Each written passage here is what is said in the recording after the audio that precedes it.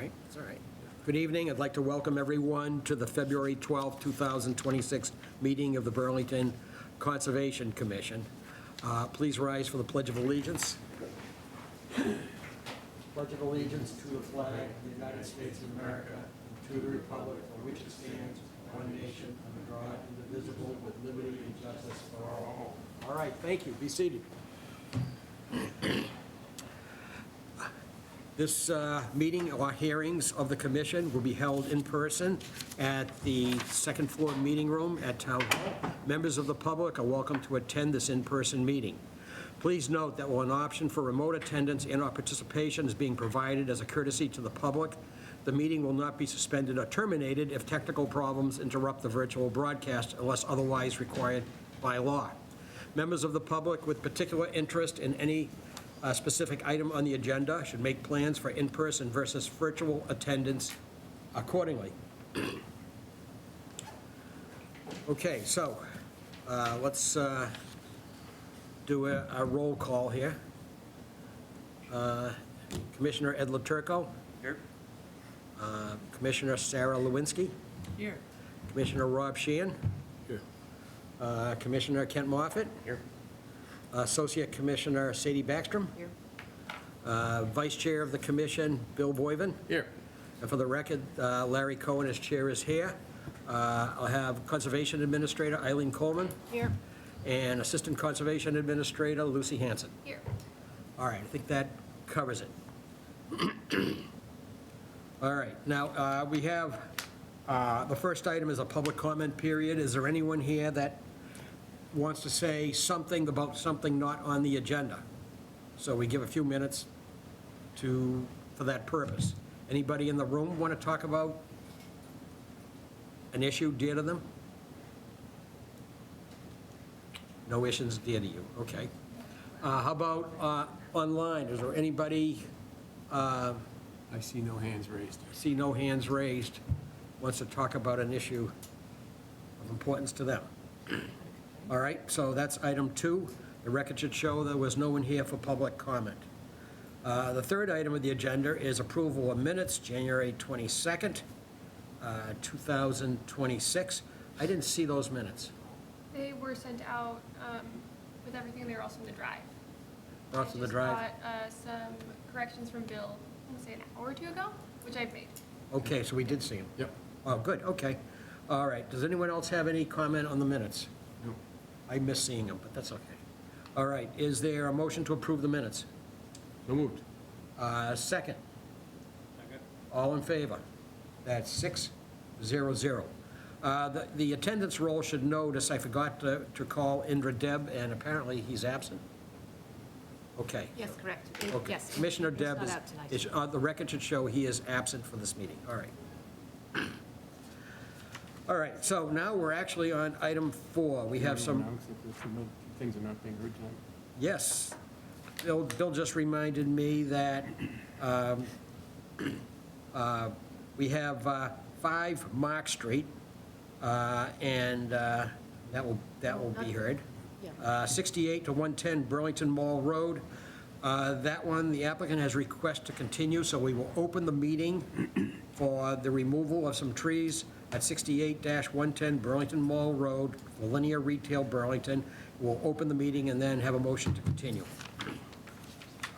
We have item, I guess it should be 7 on the agenda, a continued public hearing, notice of intent, 7A Street, American Maplewood Properties LLC. It's for material storage and crushed stone parking areas, DEP file number 122-715. That hearing the applicant has asked to continue it until our next meeting of February 26th. Is there a motion? Second? Second. All in favor?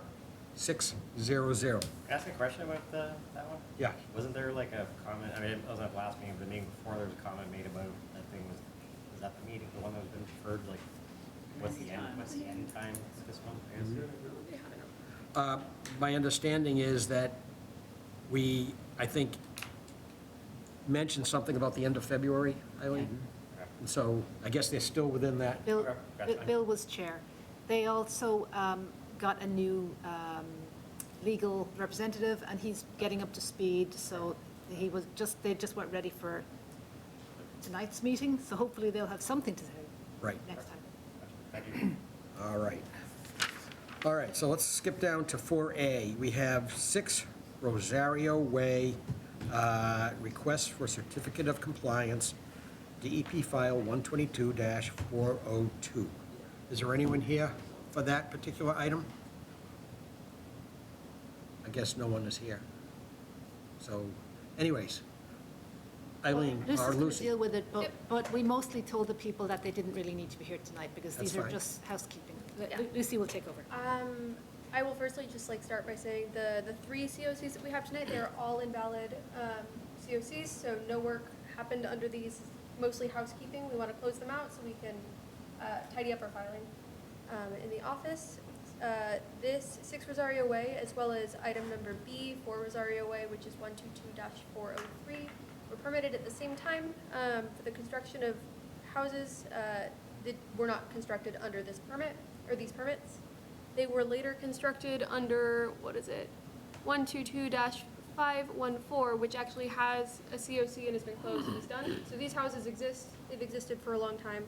These original filings, I think the permit must have expired at the time or some other thing happened, but nothing was constructed under them, and they therefore are invalid.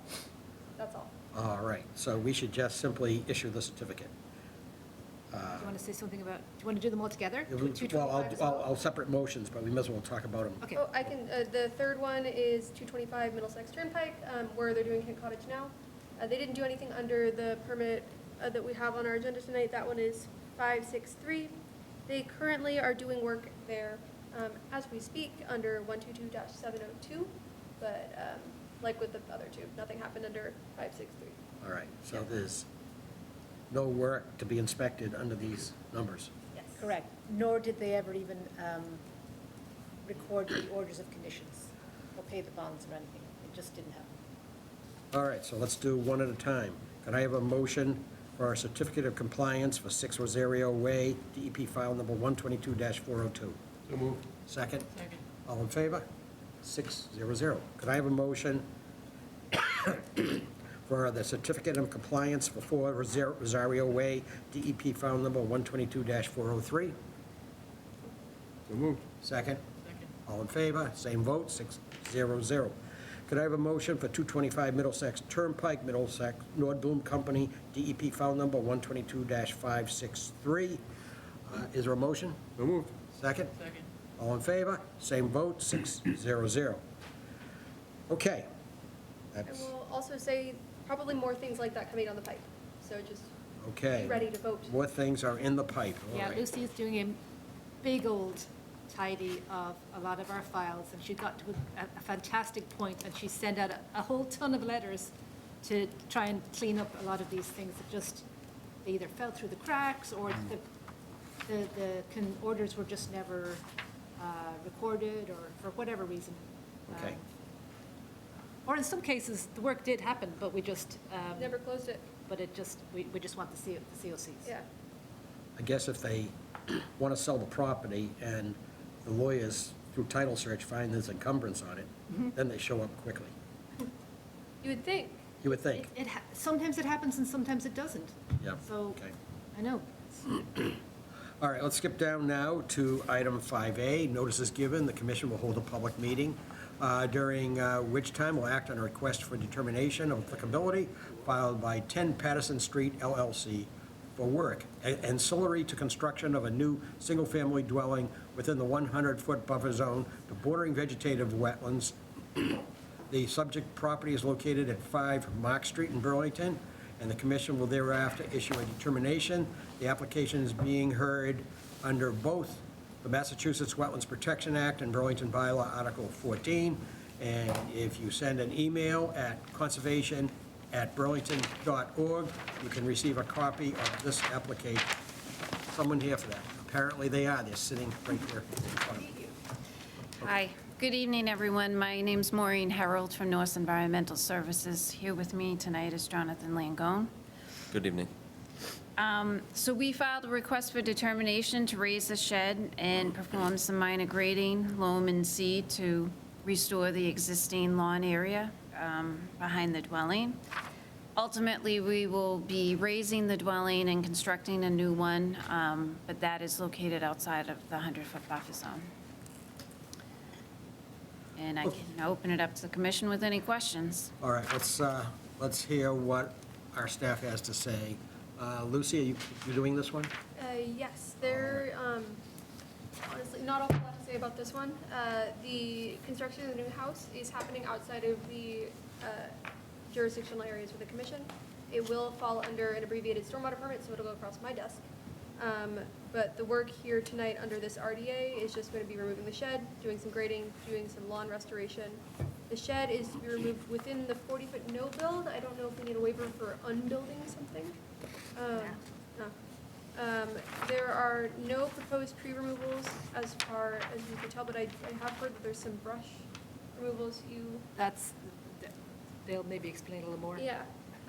So we have some questions about the magnitude of brush being removed. But other than that, it's a pretty straightforward RDA.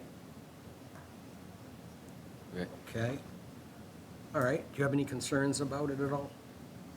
I was not on site with you all yesterday. I don't know if there's anything. No concerns. I think we just want to know about, as Lucy said, just, are you planning on removing some trees, or what is this brush? We aren't planning on removing any trees, but there is some brush in the rear of the property that just looking to clean up a little bit. I mean, it's all smaller, like brush, vines and so forth, so, but no trees are planned to be removed. Okay, let's go around, we'll see if we have questions, and then we'll move it on from there. Ed, do you have any questions on this one? Sarah? Nothing. All right, Sadie? Kent? Rob? Bill? I assume, since you haven't mentioned it, that there's no plans to rebuild a shed somewhere else on the property? No. Okay. And the application says removing the shed and grading. What kind of grading is going to be done within the jurisdictional area? Very minimal, mostly just reloom and reseed after construction. In the essence of elevations, pretty much no grade change at all Okay, good, thank you. So, within the 100 feet. so within the 100-feet buffer zone, there's no filling? Correct. Okay. All right. And the proposed roof recharge, and that's for the entire new house, proposed new house? Correct. It looks very straightforward, sir. Yes. Lucy or Eileen, you want to simply review a negative conditional determination? We add a few conditions. Okay. You're familiar with it? Yep. You have the one from today, right? That did no changes? Well, I think it's on this morning, so if you change it since this morning. Okay, well, let me open it up and share, Okay, okay? And then you can just look and do it. sounds good. I will stop sharing. Um, There. 12:54, it could be fine. Sorry, what, 12:54? Oh, it probably was. It's okay, I'm sharing it now. We'll just, Sounds good. All right, I mean, there's not a whole lot to, not an abundance of things to discuss on here anyhow. So it's a standard RDA that you have seen, you all have seen, and you all have seen so many times. It's okay. Oh, what was that? let's just chat, it's fine. Oh. The project is described as the removal of a shed, minor grading, and to loam and seed and restore the existing lawn. It is related to the construction of the new dwelling that will be done under a stormwater permit. It's within the 100-foot buffer zone to bordering vegetated wetlands, and the closest work, which will be a shed removal, is going to be approximately 30 feet from the wetland. Am I reading different things in here? No, it's not that, it's just people online are saying they're having trouble hearing. So I don't know if it's a, My button's on, I can scoot this closer. Oh. Here we are. We're on TV. Were you muted? We appear to have been muted, but we were on the television before. So, Okay, that's a good reason why they couldn't hear you. yeah, that would be a good reason. Also, let me make sure. Oh, whatever, we'll deal with that later. All right, so this says that the commission voted or will vote to issue a negative determination of applicability at 5 Mark Street for the work as described. The decision is for the work outlined in the description. No other work was reviewed or permitted by this decision. The shed shall be removed either by hand or using small machinery like a bobcat. Oh, it says like a bobcat, I like that. No heavier equipment shall be used in close proximity to the wetland without prior authorization of staff. Great. Prior to beginning any construction or grading on site, sediment barriers shall be installed and inspected by department staff. It lays out what you're going to need to use in that case. You're very familiar, so I feel we can skip past that. All construction and demo materials and excavated soil shall be disposed off-site in a legal manner. Materials shall not be stockpiled within 20 feet, or shall be at least 20 feet away from the wetland and the street. No tracking of sediments on the roadway unless you want me to email you and tell you to stop doing that. There should be no filling or grading on this property beyond what is shown on the plan. No invasive plant species can be planted anywhere in Burlington, including on this property. This gives us the right to come and check it out and make sure you're doing all the right things on site. And any noncompliance with these conditions could be subject to fines. It is a very short and sweet permit. All right, you folks have any questions? No questions. How about the commission? Any comments or questions? No? All right, then could I have a motion to issue a negative conditional determination under Burlington bylaw and the State Wetlands Protection Act for the project at 5 Mark Street in Burlington? Second? Second. All those in favor? 600. Great. Thank you. You're all set. Thank you very much. Great night. Let me get the next one here. Next. Yeah. All right. Just in time. Oh, I wanted to tell them. So apparently, Ms. Harold, you're up for the next one? Yes. Did we actually open and vote to continue the other RDA, and did I miss it? Okay. Did we just talk Oh, about it? yeah, you're right. All right, so the next one on the agenda is one that we're going to open and then continue. All right, so it's, Oh, I'm sorry. No, I'm behind. There's 3 COCs and notices hereby given that the Burlington Conservation Commission will hold a public meeting during which time a request for determination of applicability filed by Lauren Rogers for tree cutting within riverfront area and buffer to bank and bordering vegetative wetlands located at 68-110 Burlington Mall Road in Burlington, and will thereafter issue a determination. The application is being heard under the State Wetlands Protection Act and Burlington Bylaw Article 14, and you may obtain a copy of this application by emailing conservation@burlington.org. Okay, since they have asked for postponement until the next meeting, could I have a motion to continue the request for determination meeting for 68-110 Burlington Mall Road, Linear Retail, Burlington? So moved. Second. Second. And the continuation is to February 26th. Okay. It's seconded. All those in favor of continuing? Okay, 600. All right. All right. Eileen, you have a question in chat from Alia.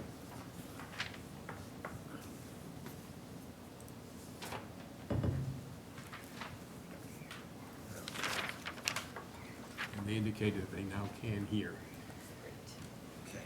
something was turned off. Sorry about that. Totally, my bad, I should have.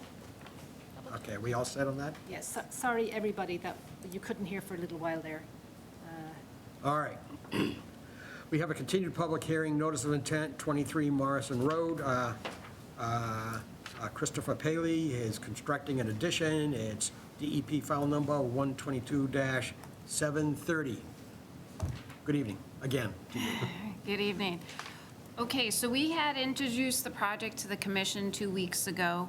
And when we left the meeting, Mr. Paley had expressed some minor revisions to the plan that he wants to present to the commission this evening. So one of them was the rear deck.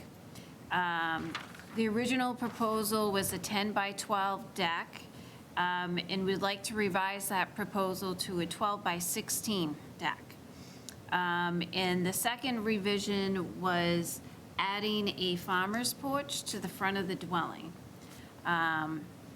Because the farmer's porch is additional impervious area, we have accommodated that and modified the stormwater calculations and added a Cultec chamber to the recharge. So all of the modifications have been accommodated by the recharge system. So I provided revised plans to the commission, updated the NOI report, and the stormwater calcs. Okay. And I can open it up to see if you have any questions. All right, so let's see where we are in this. Eileen or Lucy? Lucy? I mean, it's a good summary. I don't have a whole lot to add other than to echo that these changes were sent over to us. I think we at first had that knee-jerk, like, oh my God, you're changing something response. But actually looking over it, they're really minor, and there have been edits to the stormwater management system. I think they actually are maintaining, or they're collecting more volume now than they were before. Same rates, higher amount of volume. And that is what there is to say. There's nothing closer to the stream, so it seems, not that big of a deal. Okay. Do you have any questions or concerns about it at all at this point? I don't believe, did you have any questions? No. No. Okay. Then I do not. All right, so we'll go around the room and see if there's any questions. I did watch it this afternoon, so I'm qualified to vote on it. All right, let's see where it goes. Ed, do you have any? Sarah? I don't have any concerns. Sadie? Kent? You know, but similar to you, I missed last meeting, so I did watch them. Okay. Rob? No. Okay. Bill? My only question is the size of the infiltration chamber was increased. You said there was additional volume. Where is that from? Is that from the roof of the porches, the farmer's porch? From the farmer's porch, and if I might add, as you can imagine, this process with my wife and I, we're failing to come to an agreement on certain things. So I said, let's shoot for the moon, because we can always dial it back. So that's kind of where we stood on the front porch. We'd rather have you prepared for, the biggest possible, but it's highly unlikely. Right, rather than have to come back for an amendment possibly. Correct. We just maybe delay the project. All right, and my understanding is that you are maintaining a 20-foot no-disturb zone, is that correct? Yeah. Along the whole length? Yes, there was a previous filing for cutting trees, and it was the commission had issued a DOA for trees to be planted back, or a number of shrubs, so we're providing that as part of this proposal. Because some didn't survive. Right. Okay. Is there a specification on the trees that are being planted? Yes. We would like, obviously, how many trees are existing there now? So there was 4 trees planted. Right? No, wait a minute, now you get it. I gotta get my, just a moment, Mr. Chairman. Okay, so the commission issued a DOA for the homeowner to plant 5 trees and 10 shrubs within the 20-foot no-disturb zone. 5 trees were planted, but because of the drought conditions, 4 of them died. No, the opposite. 1 died, 4 of them survived. So we're proposing 1 tree and the 10 shrubs I as see. part of this. And The trees are proposed to be 4 to 6 feet in height, and the shrubs are proposed to be 3 to 4 feet in height. yeah, I usually prefer 6 to 8. Does anyone on the commission feel we should ask for 6 to 8 feet in height? Or is 4 to 6 okay in this situation? Bigger is better, usually. Uh, It's more likely to survive. How big were the trees that were taken down? Some of them were large. yeah. I mean, I don't know what you would consider to be large, but they were, well, maybe not that big, but. Okay, well, They- 4 to they were- 6 they is were like, they were like you know, between- that wide. They were between 10 and 20-inch trees. They were fully grown, large trees. We could split the difference and plant a 6-footer.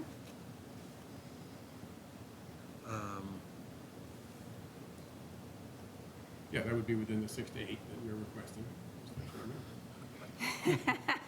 Put it like this, I wouldn't object if you mistakenly get more than 6.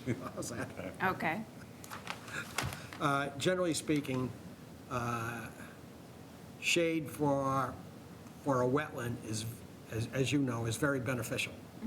And so if you plant trees that are so small, sometimes they have a hard time surviving. That first year there, sometimes it can be touch or go if you don't give it enough water, especially that first year. They're not very resilient to drying out when they're that small.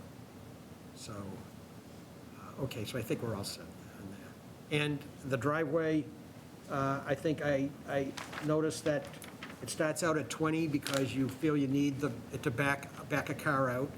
Right. And you're narrowing it down towards near the house, about 18 feet. Yes. And the current driveway is like a soft shoulder, partly paved and partly soft shoulder, is that what it is? And you have been using it for double car parking, is that correct? Correct. Yes, And so you kind of need kind of a width for that. correct. We would like that, Okay, yes. I think I understand. Okay. All right. All right, I don't have any other questions. So, Lucy or Eileen, you want to go through the draft documents, and have these folks seen them? Yes, Yeah, thank you. they received them. All right, I'll read it out just because I'm the one sharing, so it's just easier. And Lucy will make it bigger. So, notice of intent was filed for removal of a deck, front steps, walkway, driveway, construction of a second-floor addition and a lateral addition. A deck, a farmer's porch, new walkway, an expanded driveway, an installation of infiltration chambers and driveway trench and native plantings within the riverfront area of a locally regulated stream and the buffer bordering vegetated wetland. Removal of 19 trees had been retroactively permitted under previous determination of applicability, and only 4 saplings of the required replacements, that being 5 trees and 10 shrubs, had survived. This is highlighted because I didn't know if we wanted to, we didn't know if we wanted to talk about the numbers of trees, but if not, we're good. 1 large native tree and 1 large, let's say, 6-foot native tree. Oh, that was inches. And 10 3 to 4 foot shrubs shall be planted as part of this project. The 15 feet closest to the stream bank shall be left to restore naturally and shall not be mowed. That was our suggestion for inclusion to be discussed. The existing house, which will remain, is located approximately 45 feet from the stream. The proposed addition would be approximately 42 feet from the stream, while the driveway and infiltration trench would be approximately 20 feet from the stream. The work was located within riverfront area to a locally regulated stream and 100-foot buffer to bank and BVW. Then we go through the filing history, the plan references, all of which were updated on February 3rd, that being the plan, the stormwater plan, stormwater report, and the notice of intent, part of the notice of intent. Skipping down a little, this project is exempt from the mass stormwater regulations as it's an accessory project to a single-family home, but they are, as usual, going to apply erosion control measures, and stormwater from the whole roof will be directed to 8 Cotec or 180 chambers. It's 8 now, right? That was the correct number? I think so. Lucy's just going to double check. Let me see. The commission finds there was no feasible alternative for the addition that would have lesser impacts on the riverfront area. Further, the commission finds that restoration of an area close to the bank to include planting with native trees and shrubs provides the improvements required under the bylaw regulations when redeveloping in the RFA. Applicant is responsible for obtaining all additional applicable permits. And then scrolling down, yes, most of the rest of this is boilerplate. Maureen has seen it about 200 times. We're saying no construction will take place on site until the installation of erosion controls is complete, and they should be as per the reference plan. Pesticides, herbicides, fertilizer should not be used on this property, and we're proposing a bond in the amount of $2,500 for the length of the project. Do you want me to go into the order, or do you want to discuss what we had put in about leaving a no-mow area? Let's talk about the no-mow area.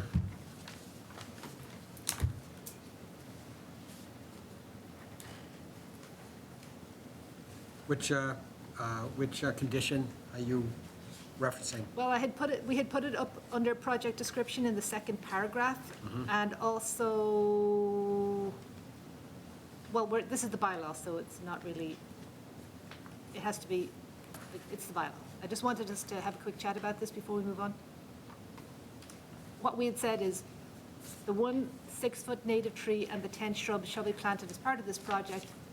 They're all going to be close to the bank, but what we were suggesting is that they cease mowing around that, which is what you have done in the past, what you've asked of people in the past who are proposing redevelopment and work pretty close to a stream. And is there riverfront here? To a stream under the bylaw, yes. A stream with 200-foot riverfront under the bylaw. There is a riverfront, which, Yep. obviously, this is a minimal riverfront. Okay. All right, so the issue for the commission is to decide whether to ask or impose a no-mow area. The riverfront works best when it's naturally vegetative because it works in conjunction with the stream and the bank and any animals that use it. So we always ask for that. So for the commission to consider, if you want to be consistent with what we've always done, we always ask to essentially restore a certain amount of riverfront, which is an unmanaged area adjacent to, closest to the stream, for that reason. So Can we see the drawing again to just see, get a feel for where this 15-foot area is, please? Let me grab that. I'm not sure the applicant has any objection, do they? Well, if they don't have any objection, do we need, Well, my question is, why isn't it the full 20-foot no disturb? oh, why isn't it? Oh, I Yeah, apologize. yeah. The Sorry. infiltration trench kisses the 20-foot, no Okay. disturb, so it would be nice to have a little area to clean it out and maintain it, if that's possible, beside it. Okay? It shouldn't really need much except for a little weeding. True, but if it'll eventually be natural and wooded at some point, just nice to have a little area. we have, when there is no functioning riverfront in the past, I remember some specific cases where we have asked for 10 or 15 feet and considered, that was all that either could be or we could get agreement with, and that was better than the way it was. So we have done that, so it's up to the commission. Okay, I didn't realize the proximity of the drainage ditch, so I'm fine with that. All right, so, and since this applicant has no issue with it, we might as well just review the rest of the document and get them out of here, I guess.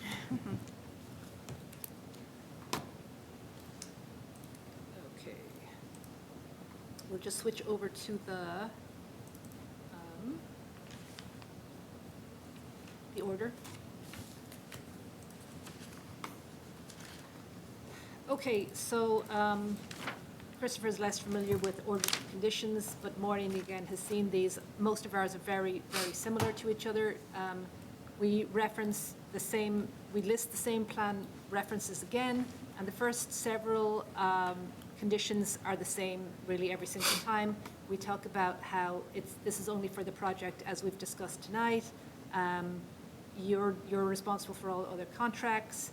We've adopted the findings that I just described in the bylaw article, where the commission is allowing work in the riverfront area of a locally regulated stream and within buffer to bank and bordering vegetated wetland. More other just standard ones. We'll just run down and summarize the pre-construction conditions. These are mostly saying that you are responsible for recording the order of conditions, paying the bond. You invite me or Lucy out a few days before construction starts. We'll inspect the site to make sure your DEP sign is up, your erosion controls are up, and anything else that is required, like a dumpster or whatever. Then we'll sign off on our end of the building permit. Under erosion control conditions, we are suggesting that, I think you did show sediment barriers just going along the right-hand side, and I'm specifying that those should be 12-inch compost tubes. It just says 12 compost tubes. It means 12-inch, or staked hay bales and filter fabric. Since you're actually working so close to the stream, I'm not okay with just wattles. I don't think you had specified, but we would prefer compost tubes in this instance. But you need to talk to us if you're going to propose alternative erosion controls. And then any stockpiling should be as far away from the stream as feasible. Stockpiles should be at least 20 feet from the stream. Keep all stockpiles covered per standard operating practices.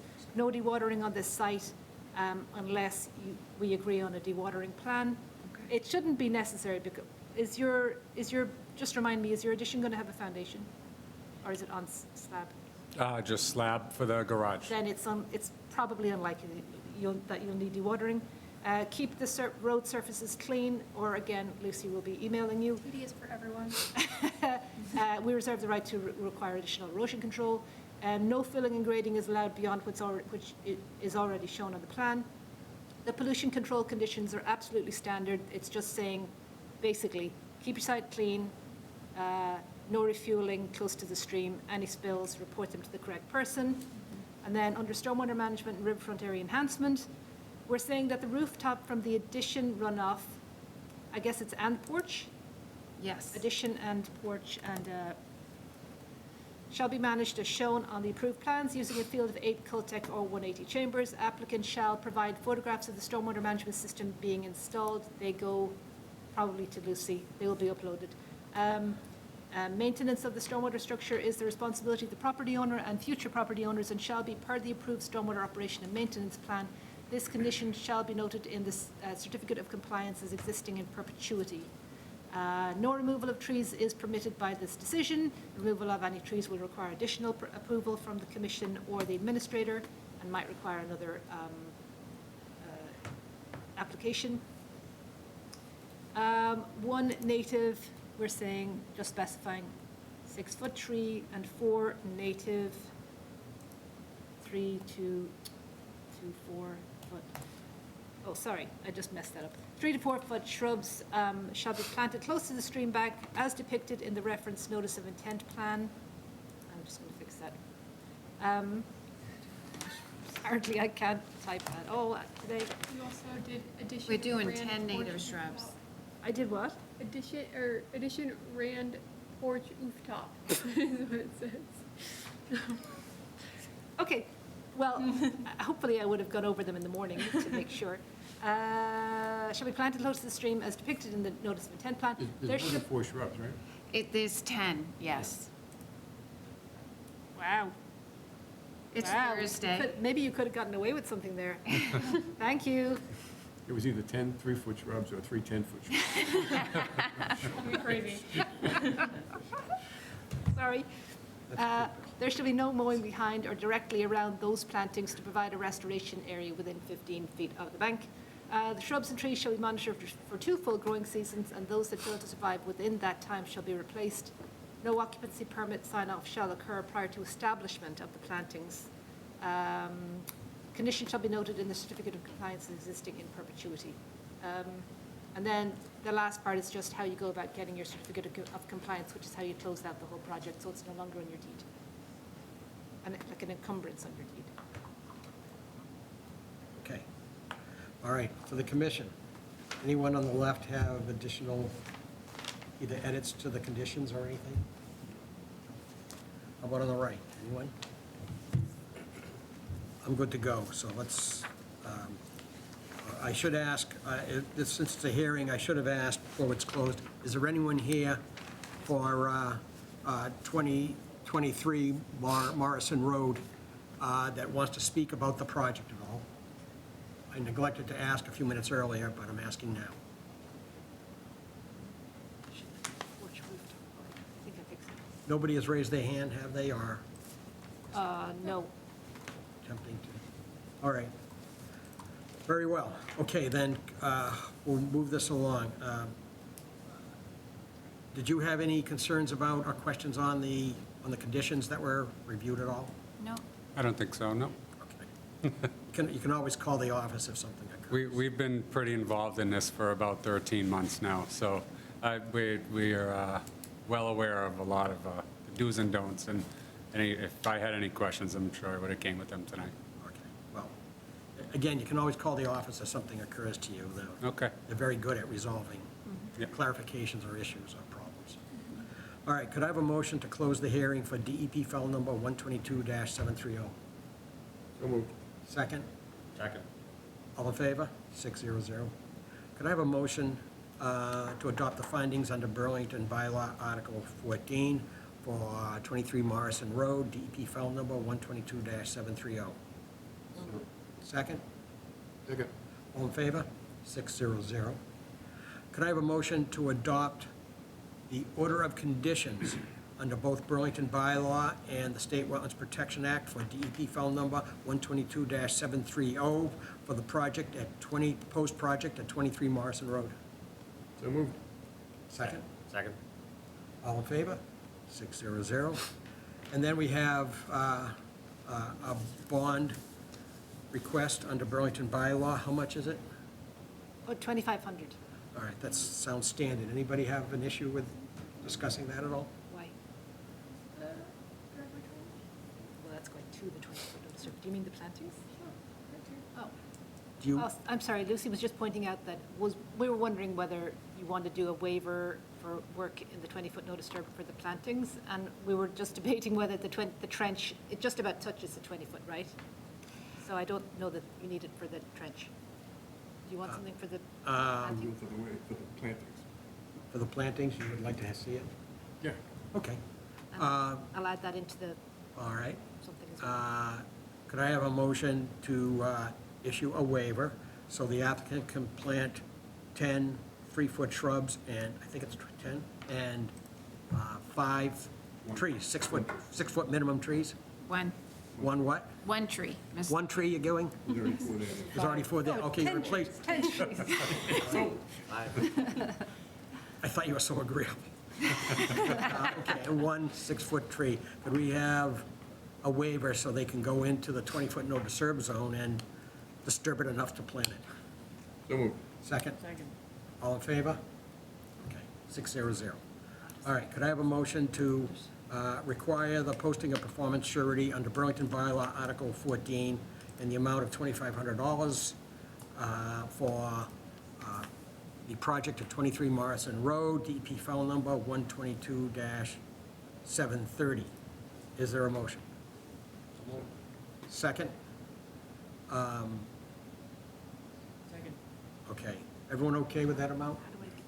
How do I get this? Okay, into all in favor? reservation mode? Now I forgot. 600. Okay, I think you're all set. Sorry, what? I'll have to say, Sorry, what? it has nothing to do with conservation, but I think the upgrades you're doing in this property are going to be very nice. In particular, adding the farmer's porch is really nice. It'll be So- beautiful. So tell your wife, at least one person on this commission thinks it was a great upgrade. I thought we were going to have to do something else. I will. mean, we were- All right, thanks so much. Thank Thank you. you. Have a great Okay, night. good luck with the project. Thank you. Sure.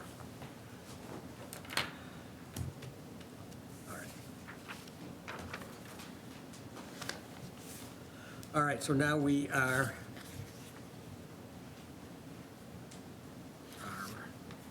let's see.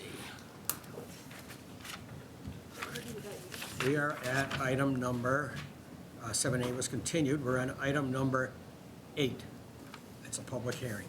Notice is hereby given that the Burlington Conservation Commission will hold a public hearing during which time we will take all information related to a notice of intent filed by the Foxborough Learning LLC for the construction of a new early childhood education center, including an associated building and site appurtenances located at 0 Cambridge Street, Lot 35, Parcel 115 in Burlington. Happened a little sooner than I thought it would, sorry. The proposed work would be within bank and 100-foot buffer zone to bank and bordering vegetative wetland pursuant to Mass General Law, Chapter 131, Section 40, the Wetlands Protection Act and Burlington Bylaw, Article 14, and within streams pursuant to the Burlington Bylaw, Article 14. The Commission will review information relative to the application and thereafter may issue an order of conditions and a Burlington Wetlands permit. The application may be viewed by clicking on the link at the Conservation webpage under the obvious title for the project. All right, so, good evening. What's going on, friends? How you doing? Okay, after you introduce yourself, My name is Jeremy Foote. I'm with TRC. I'm working with Foxborough. you have others here as well? I think Nick is online. Manoj is also online, the owner and operator of the property. And I think that's it. Nick Dewhurst, he's the engineer. All right, so if with the there's engineering- introduction, everybody should say how they're affiliated, Sure. okay? Before you get started, I'll just say what I would like to do here is hear what you have to say as you're going to present the project. Yes. And then I'd like to hear from Eileen and/or Lucy, or both. Then I'd like to go to anybody who's in the audience, because I'd like to add those to the concerns to hear what they have to say. And then I think we could engage in discussion with the commission members, is the way I'd like. It's a little bit different than the way we normally do it. But if after the discussion, somebody thinks of something else they really want to say, we can give them that opportunity as well, if they need to.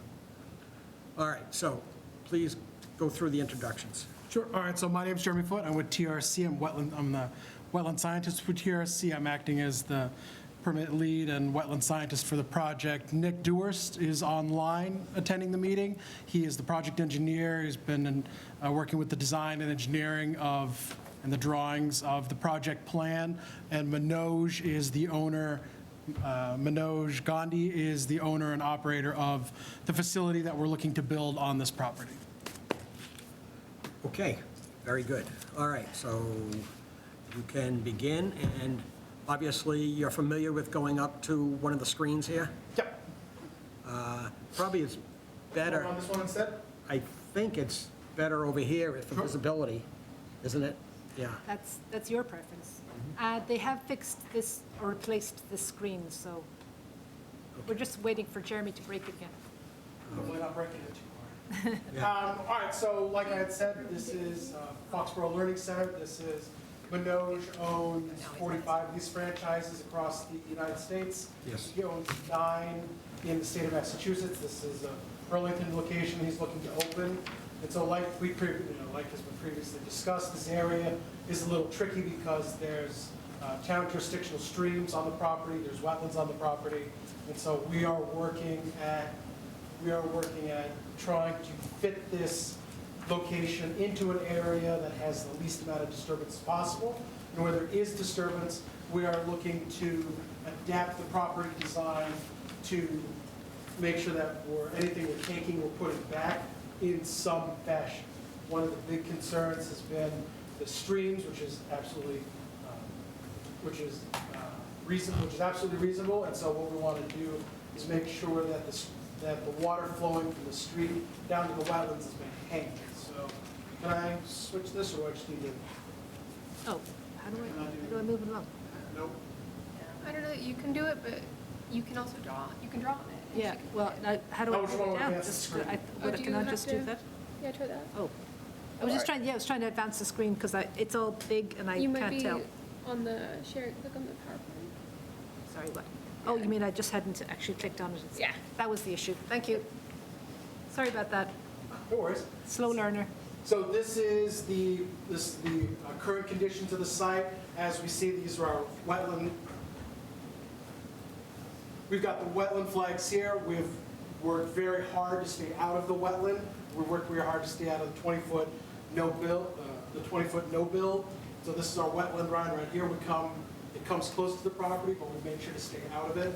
And then it comes down here, and this is where, and here we've got the originally mapped channelized flows, the bylaw jurisdictional streams that we've talked about recently. We've got them right here, here, and then the streams are right here. Everywhere in between here is just unconsolidated surface flow. And so these are our stream channels that we're working with. Next. Sorry. No worries.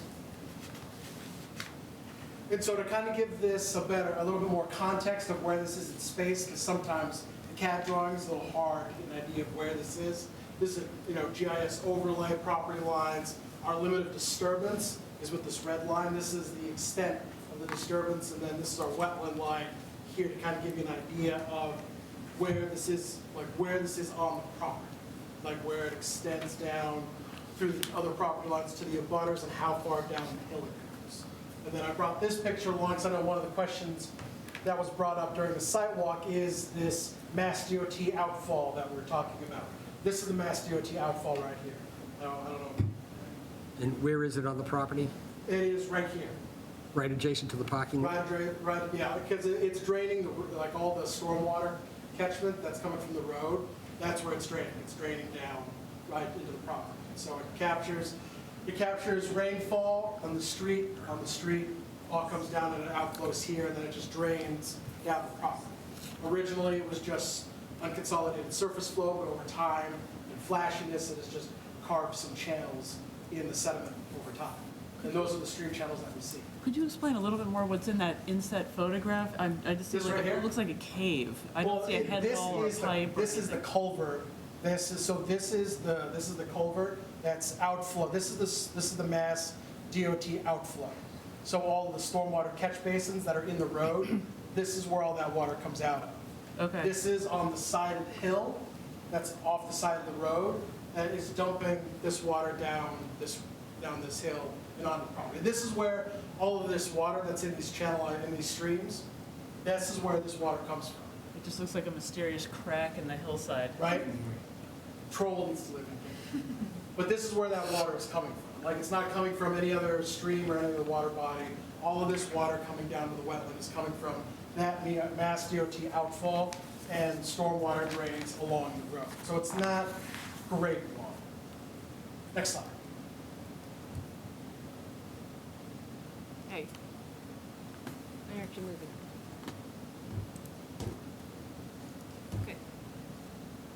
All right, we just threw this in here. These are some of the performance standards we were working with. We don't have to spend a lot of time on this because you guys know your performance standards, so I don't need to explain to you your performance standards. But these are just kind of what, your local bylaws as well as the mass, because we're not just dealing with the streams that are on the property, but also the wetlands on the property as well, because we are working with the buffer zones established by, the Wetlands Protection Act. So, we're working with both of those. We can jump to the next slide. I don't know why that arrow. I think it's because I touched that. And so this is these, a little bit small when I was attending, I apologize. These are our impact calculations. And so we have the sense with the bylaw streams.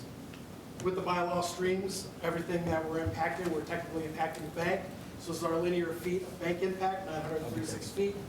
The stream channels, 468 linear feet of stream channels.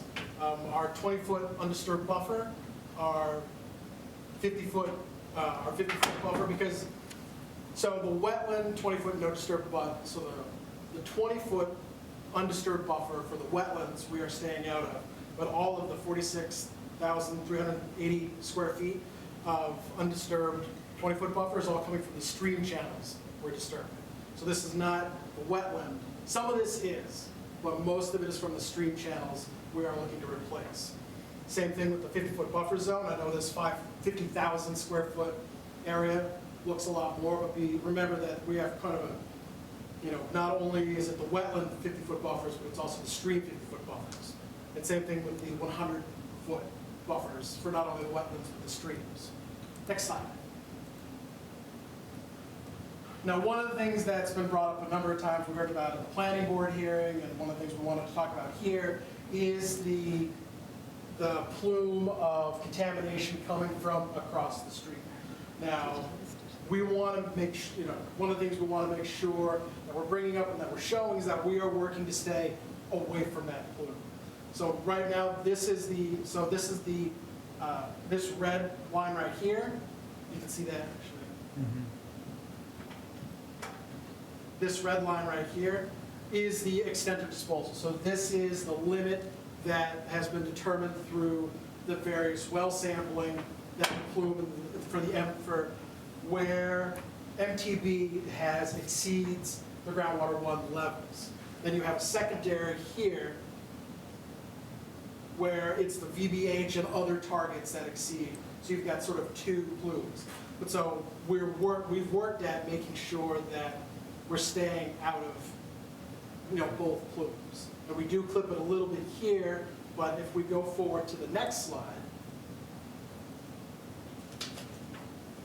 we see that the building itself completely stays out of this. So this is the retaining wall and our discharge point for this. So as we talked about, our Mass DOT outfall originally is here, but we are connecting. We're going to go and we're going to connect. We're going to grab the outfall and we're going to send it down to a series of riprap so it's coming out. It's not, we originally were going to planning before we really had a clear idea of the extent of this plume. We were going to make this a plunge pool, but now that we know that this is kind of over that area, we want to lessen the amount of infiltration that's happening here. So now it's just going to be riprap so that storm water that comes out of that DOT outfall is going to hit this riprap, slow down, and then go out, and then cruise down. You can see our contours here. That's going to hit our sod swale and go down. So this is going to be a swale. We have sort of a cross-section here. These are the plans. A sod swell that's going to follow the outside to take any of the water that comes out of here and goes down into the wetlands. And we wanted to do that because that was one of the big concerns about putting this here and doing something with this outfall is drying out this wetland. And so when we came to you many months ago, who knows what time it is anymore, we brought the 2 options. Either we connect it, send it through the general stormwater system and it all comes out at once, or we grab it and send it through, and basically create a more stable swell option around the perimeter of the property that sends it down to the wetlands. And the indication that we got from the Conservation Commission is you much preferred our grassy swell sort of stream restoration plan than just additional stormwater. And so that's what we went with. That's what this contour line is here, and that's what this plan is here. So this sod swell will take all the water that hits this riprap, it'll slow down, get into this swell, and so during high flow events, it'll go around the property and into the wetlands. So, you're losing very little of the water that was coming down originally. And one of the other concerns we heard during the planning board meeting, as well as the site walk we did, is that infiltration into the plume. And one of the things we wanted to make sure to point out was that, so there's the stormwater, there's the underground stormwater sort of catchment system where stormwater comes fast, it's going to collect it, it's going to store it in a bin, some of it is going to infiltrate, but the majority of it is going to leave this site through our other outfall into the wetland. And the concern was one of the concerns was that that infiltration system getting into the plume. One of the things we wanted to make sure to point out is this is the extent of our plume, and this is where our infiltration is. So our infiltration is as far away from the affected area as we can make it. And so we're doing a lot of things to try to make sure that we're keeping all the water we can flowing to the wetlands, keeping the wetlands nice and wet, as well as limiting any kind of infiltration that might come into this plume. Next slide.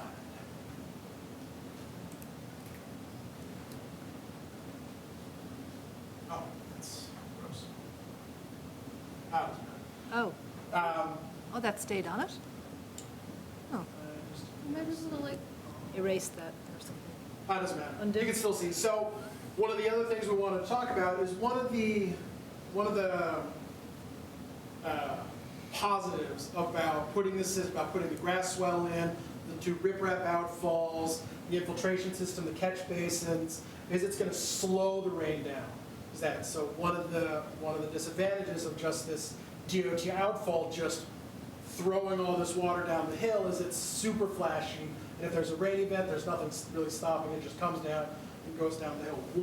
And that's, so we've got current, so this is from the stormwater report that's within the application packet, is you've got and this is just at, like the 2, so this is just not a typical rainstorm, but like a two-year event with 4 inches of rain, comparing back and forth.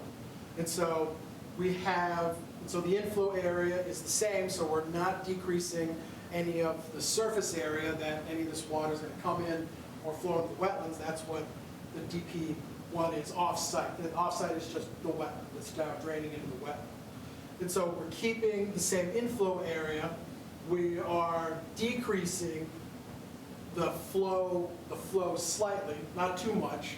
But one of the other big things we're doing is we're spreading out how fast that flow leaves our area. And so as you can see, we have, a big spike when the rain hits, and then it, really trails off. But then in our catch system, where it hits the riprap, slows down, hits the grass swell, slows down a little bit more, or it falls on our site, goes into the ground, falls onto the roof, falls into the parking lot, goes into the stormwater catchment system, stores, infiltrates slightly, and then the rest of it goes out. And we can, and that's where you can see the difference between the outflow of 2.07 cubic feet per second versus 1.59 cubic feet per second. Because some of that, the difference in there is the infiltration system that's underneath the infiltration stormwater system that's underneath the facility that we're building. But it's going straight into the groundwater. We're not losing it, it's just going into the groundwater and not getting a surface flow. But this was the big thing we wanted to talk about, is that here you can see where the pulse is slowing down. So so all of that area is still draining, but instead of draining a lot faster, it's sort of spreading it out, so you're not getting as flashy, flood, movement into the wetlands, kind of slow that water down a little bit. Next slide. Maybe that's it. No, that's it. Okay. Do you have a drawing where you could start from beginning to end and just say the water goes from here to here to here to here? Yeah. Okay? I'd like to see that up again. No, absolutely. Okay, what do you want? I think it's going to be the 4th slide. Start with Cambridge Street, Yep. and let's talk about how the water starts and where it's ending up. Absolutely. Because you talked a lot about stormwater, but it wasn't like front to back. This one? Let's do the next one, because that's going to have the final. Oh, sorry, did I not click on it? That one? Yes, this would be a good one. Can you make it a bit bigger so people And can it's see? going to be a lot bigger. I can't seem to see it. Even bigger. even bigger. Okay. Oh, we're blurry. Well, we could also just share one of the plans, which That would probably be a lot more, the resolution on the plans page of would the be plan better. would be a lot Yeah, higher. let me find something. I We mean, have the plan. people watching on their computer screen probably can't see it. Well, no, she's going to share it on the screen. And so I would imagine they should be able to see it on the screen if she's sharing it during the meeting. Yeah, I can see sorry. it, I'm watching the meeting. The trouble is, I can see it, I'm watching the meeting, and it's Okay. quite clear. It's easier, clearer here than it is up there. yeah, the trouble is I didn't think to separate out the plan set from the whole, because it's all within the NOI. It'll take me a minute just to find the plans. Not a minute, it'll take me a few seconds. Oh, no, it didn't take too long. Oh, no, it's not. You gotta zoom in. Yeah, I do. Okay, we're in the right general vicinity. It's all happening. Yeah, okay, what's a good one? Page 50. Page 50. That's the one with the lights, that's the lighting plan. Sorry, it is to me. This one, not the landscape plan. We want grading and drainage, I'm almost there. Soil erosion, sediment control, we're almost there. Grading and drainage, okay, I'm going to share We've made it. this, hopefully. Gearing up. I'm ready to click zoom. That's a nice big picture. And I can zoom in too. Easier to see. Would you like to look on with me? Well, I've got this, so I probably don't really need to. I'm in there, and then you're going to, Go right ahead. all right, does that work for you, Larry? This one? This is the yeah. grading and drainage plan? And also, I have a... Is that what you want? Yeah, that's fine. I have even a bigger one. Okay, well, Jeremy can annotate then. All right, so Oh, right, let's start prove with... it again, sorry. No, no problem. There we go, I'm just yep. saying I'm not seeing that on my screen for some reason. I'll bring You're it not seeing closer to this? you. Here you go. Really? I'm on the WebEx. Do you have to share it? Well, No, yeah, it's I not, am. I'm seeing it on my WebEx. I'm not. You see it, right? Yes. But you have the plan set on there. Not the same number, though. I don't understand what I'm seeing. The one's an erosion plan, the other is a grading and drainage plan. Erosion control. C8 There we are. I can see it.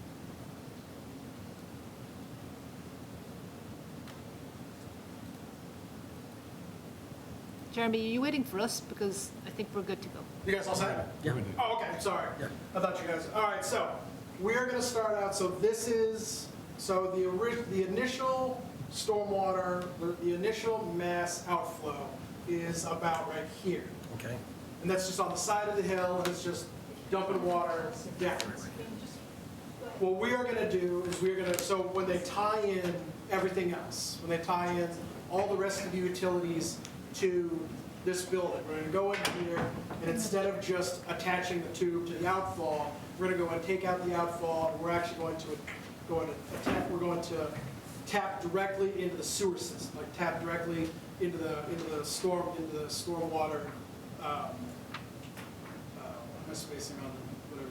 Pipe, It's a Yeah. storm drain. The manhole. right. The manhole. And that water, instead of just coming out the side of the hill, we're gonna take it from number 1 to number 2. Got it. And that's where this water from the street is coming from. It's gonna go in it's coming from number 1 to number 2. Number 2 is basically just riprap, where it's gonna come out, hit the riprap, and slow down, and it's just gonna take out all the, like, total dissolved, total suspended solids, and those, like the sand, the silt, anything else that's suspended, it's just kind of. So you're not doing any other treatment between 1 and 2? No, it's just a pipe going. As proposed, okay. Yeah, just as proposed. So it's gonna come to 2. After it slows down and leaves our little pile of riprap here, it's gonna enter in our sod swell, which is on a different page. So it's just sort of, it's just, grassy swell, goes, shallow bank, shallow, just to kind of hold that, we're creating an easy stream for the water to channelize and follow. And you can see it right here, you can see our, our contours, we've recontoured it to be a channel to go in and around the building and go down. Are you proposing to divert any water into the upper wetland at all? No, because and we can look at the other streams if you want, but none of the stream channels that we are building over put any water into this wetland. We assume that most of the water that mostly comes from here is draining from this parking lot or a surface flow coming from somewhere else, because none of the channels that we are replacing flow into this portion of the wetland. And so we did not plan on doing it. If there is a sufficient, because this is not a pool, and this is not a catch basin, it's really just a series of riprap to slow that water down so it's not coming gushing into our swale, and it's, to help try to pull some of those suspended solids in the water out. So if it's a heavy rain event, it is very realistic that the overflow that doesn't necessarily catch into the swell is going to go into this wetland. But we are not creating channels or specific flow into this wetland, because as it's designed right now, there are. Are you calling that a plunge pool still? No, we are not calling this a plunge pool. We've changed it on the plans because the health department didn't really like how we were calling that a plunge pool because of the infiltration implications, and so this is, like, those new sets of plans have not been submitted yet. No, we are no longer. So what are you calling it? Same thing as we're calling this down here, riprap apron. Okay, so it's an upper riprap apron? Yeah. Okay. Are you expecting any infiltration through the swale? Not a ton, because there's going to be sod and it's going to be compacted soil. And so there might be a little, I'm not going to say there's going to be none, but we are not designing this as an infiltration swell. We are designing this with compacted sod for it to move down. There will probably be some infiltration, but our plan is to just move the water down into the wetland. And you're doing that because of the plume? You're not making an infiltration swale? One, for the plume, and two, because since this area is so flashy and it's moving and it's like a nice compact soil, we just want to make sure that this water gets from this stormwater outflow down to the wetlands. But in the current condition, between point A and point B, it sits on the ground almost flat, sheet flows, and probably does have a great deal of infiltration. In the sheet flows, maybe, I don't have any data about what, We're going to talk about that. Okay, I'm getting ahead of myself. Yeah. Okay. We're going to actually talk about but so it reaches, so it gets down to 2, slows down, hits our swell, goes down in our swell into position 3, where it outflows into some of the stream channels that are down there. Like, we're going to keep some of the stream channels that are outside of the limited disturbance. And the idea is that we are pointing both of these flows into those stream channels that are already there, and will go into the wetlands. Same thing with our building. We have areas like 4, 5, and 6. You got the roof. that. You got the- 4, what? I'm just calling, these are just arbitrary numbers to try to, step through this process. This is basically the building and the site. And parking lot. And the parking lot. So, 4 is like the whole parking lot area, 5 is the roof, 6 is the playground. All of the water that's going to, like, if there's a rain event, all of that water is going to enter different catch basins and end up in this underground stormwater system and infiltration system. The majority of that will then leave this container. Okay, let's stop for a second. Sure. I see part of the infiltration system is crosshatched. Could you explain what that means? I cannot. I think this is, That might be the isolator row? yeah, I think this crosshatching is just where it's the, There is one, right? Yeah. basically Nick, are you? Yeah. For the record, Nick Dewhurst with Fuller, civil engineer on the project. That crosshatched row of the infiltration system is what's called an isolator row. So it's essentially a row that's wrapped in filter fabric. And what it does is it provides pre-treatment of the stormwater, specifically for the runoff of captured within paved areas. And it treats the stormwater prior to discharge and infiltration into the ground. And that's just a Massachusetts stormwater standard requirement. Again, it's for the paved areas, so your oils and whatever other stuff might be coming off the cars that makes it into the catch basins and into the stormwater, it'll be filtered out with that isolator. So it's a Massachusetts standard DMP Yep. pre-treatment Yep. practice. Yeah, we've seen that before. Okay, thank you for answering. Thanks, Nick. And then from there, it drains into here, into the other riprap apron, which will then slow any speed that flow has coming out of that basin and into the wetlands. Could you clarify to the commission, are you mixing parking lot stormwater and rooftop stormwater all into one bucket? I believe so, that's correct. The question, Nick, did you hear that? They just want a clarification that the roof stormwater and the parking lot stormwater is all going into the same basin and then outflowing in the same hole. Yep, that's correct. So the easy way to look at it is really everything that's, you know, all the pavement, all the building, almost everything on the site within our limited disturbance, aside the stuff that's on the bottom side of the retaining wall, is being directed towards the infiltration system. All right, and could you explain the playground, how that drainage works? Yeah, so it's sort of a pervious type surface. So there's a series of perforated pipes underneath that play area that, you know, stormwater will percolate into, and then there's just a pipe that routes that stormwater into the infiltration system. Okay. Now, could you then tell us about the discharge? Is it all discharged through, is everything discharging through one pipe, or is there multiple discharges at the back end? Are you talking just for, Near the wetlands? are you talking just for this system or Yeah. everything? I mean, I can't really, I'm trying to, it looks like you have two discharges. One is the swale, and the other is the apron off the infiltration.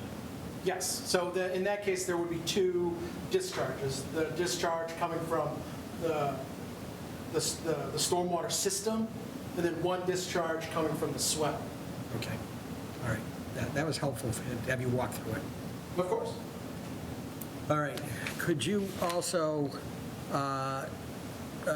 give a summary as you go from Cambridge Street all the way down to the bottom, describe the filling that is required on this property as proposed?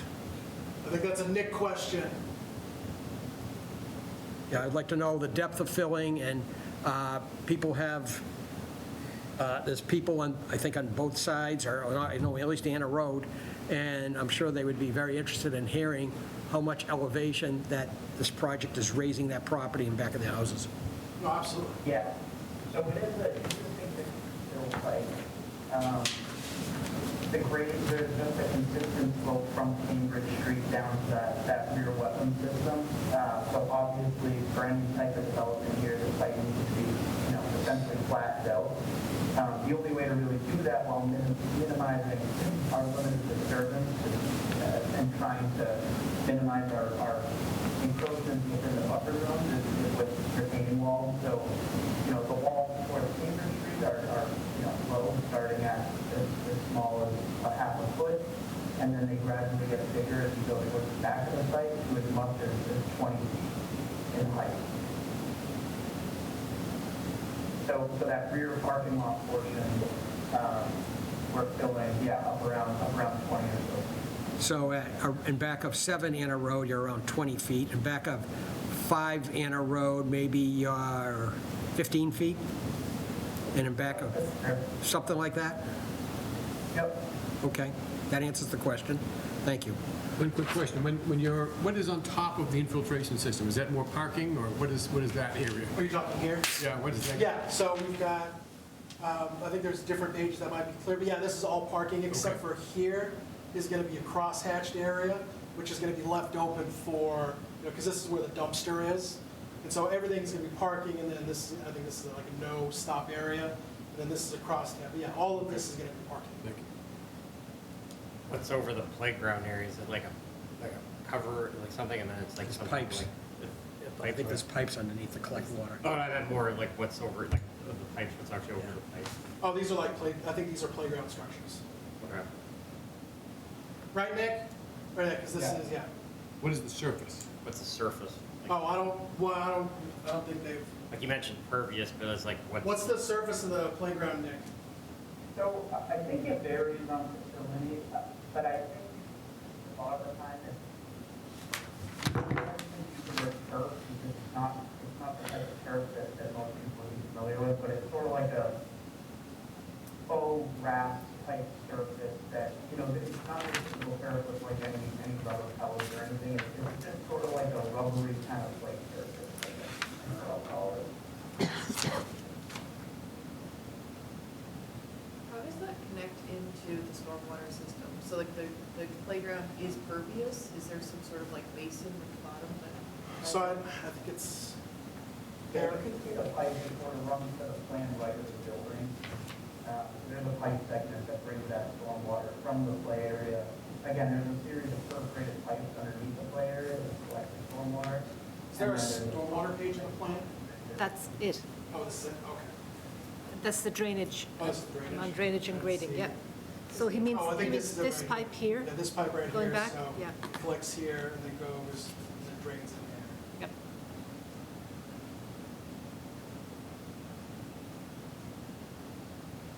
Okay, so why don't we go to our, unless you folks are not done presenting. No, I think we're all set.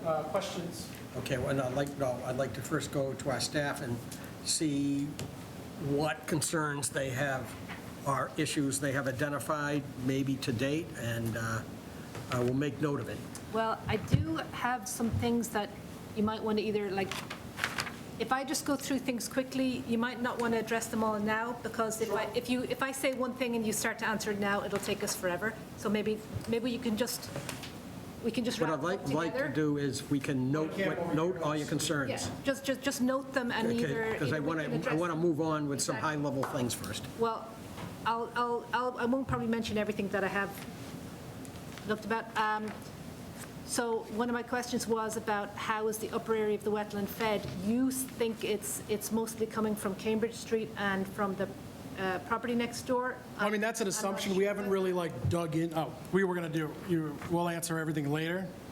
But that's the concern you have. So, yeah, can you provide a hydrological report that explains the groundwater source for the upper limits of the wetland? I have a thing about the streams. I'm confused, I just need a clarification. Sure? The streams, can I just share something if I, let me pull it up, first of all, just because then you'll understand why have this particular issue, and we don't have to spend time on it, I just want to give the, Well, explain. after you make a comment about streams, I'd like to add to the comment. Well, okay, what I was saying is, I put 4 different stream depictions on this little plan here. The 2 on the plan, 2 on plan right are from the ANRAD. Okay. Yeah, The could you- one- Could you blow up the one from the ANRAD? Because that's, Well, not really, because, I just want to have them all shown. Oh. It's because the point is that the one at the top, on the left top, that says that it's the existing conditions plan of land from the NOI set. And this down here is the stream movement plan that we're talking about, and they don't seem to match. So Okay. they don't seem to match each other, and they don't seem to fully match the ANRAD plan. So that's fine. I just wanted clarification on that, and it doesn't have to be right this moment, because I know Larry wants us to move on and just get the gist. Let me see, we want evidence of capturing, right, so you're saying that now you're actually making a strong endeavor to avoid the wetland, avoid putting water into the wetland because of the plume, but I am concerned about, Well, what do you mean by, where, do you mean that? specifically said that you're not. Well, no, I just want to clarify to make sure that, because then that means I didn't do a good job of explaining, because there sounds like there's a misunderstanding. Well, you said it doesn't the pool doesn't overflow, so, Well, it's not a pool, it's just slowing it down. We are not creating any directed channels into that side wetland, because none of the channels that were created from that MassDOT outflow go to that wetland. And so that is why we are directing all of that water down to the lower portion of the lower wetland and not redirecting it to the upper wetland, because all of those stream channels go away from that upper portion. I take some issue with that, which is why I want a better clarification on what's happening with the hydrology, because like Bill said, there's a lot of sheet flow that's also happening in that area that slows things down. So I'm not entirely convinced about that upper part of the wetland. What I'm also concerned about is you're actually saying you don't want, you haven't, deliberately haven't have designed the swale to not have much infiltration. So you're basically shooting that water, the water that was formerly in 4 mini streams, into one stream. So I'm concerned about the velocity of that, and we don't have any numbers about, Well, I think the for modeling that stream. HydroCAD report, The HydroCAD did not capture the stream. The HydroCAD captures the stormwater. well, there's in the post there, we can't go to it. But okay, yeah, no, I understand. We will, Well, let's make a note of what, Yep. try to make a note of what Eileen is talking about. Many of the plants in the planting schedule are non-native or Okay. hybrid, and this is a wetland permit, so they can't be just ornamental plants. They shouldn't be from Asia or even Western US. We want things that are native to here. So that's an easy fix. And then when it comes to the stormwater report, there are no LID measures are being proposed, at least nothing was on the checklist. The stormwater standards require LID measures to be considered. You were assuming HSA-type soil under the building and driveway. That's probably perfectly reasonable, assuming you're bringing in appropriate fill. I just wanted to make sure that that's the case, because you were saying HSC before and HSA afterwards, which just makes a difference for infiltration rates. And then, What was that last thing? I'm sorry. What were you- I'm going very fast. I know I'm trying to move it along. I just want to make sure I capture what you're So saying. the test pits that are shown in the area of most of it are, and therefore were used for the stormwater. In the area of the infiltration. They're showing HSG, Yes. soils with relatively slow-ish infiltration. And then for the stormwater numbers, they're saying that it's much, much, much better soil. And that's probably because it's fill, and the fill is probably going to be Better. sandy loam or something like that. I just want that clarification on that. You provided peak runoff rates, pre and post construction runoff, peak runoff rates, and they do seem to work, but you didn't provide volumes, and that is required per the stormwater bylaw. well, I think the volume, so if, we can't, but I thought volumes, we'll look back and, In the drawing you showed, the volumes are increased post. Increased, Yep. in fact. Yeah, the I volumes- should have said that better. Yeah, the volumes are visible if you go through the HydroCAD and do it.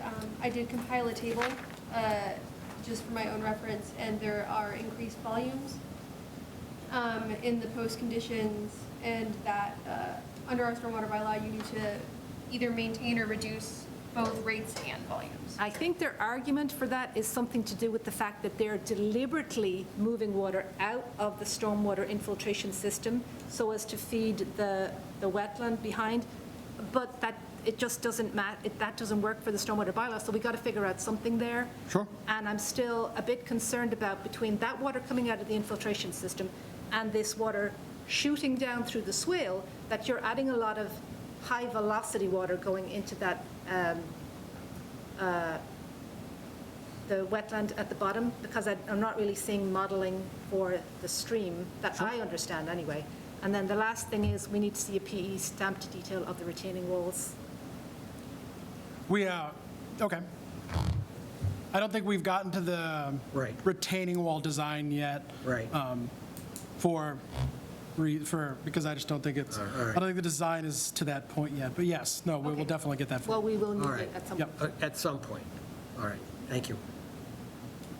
All right, what I'd like to do is find out, is there any abutters in the room physically in the room, that would like to say something? Some of you may be familiar with the project if you listen to the planning board, I'm not sure. So, And also, I actually didn't ask if Lucy had anything specifically to add. That was my only thing. Oh, sorry about that. Continue. so we need to give you a microphone so you can properly introduce yourself. You can go over there and use a microphone and speak into the microphone, and then we'll go to the people online, if there are people online.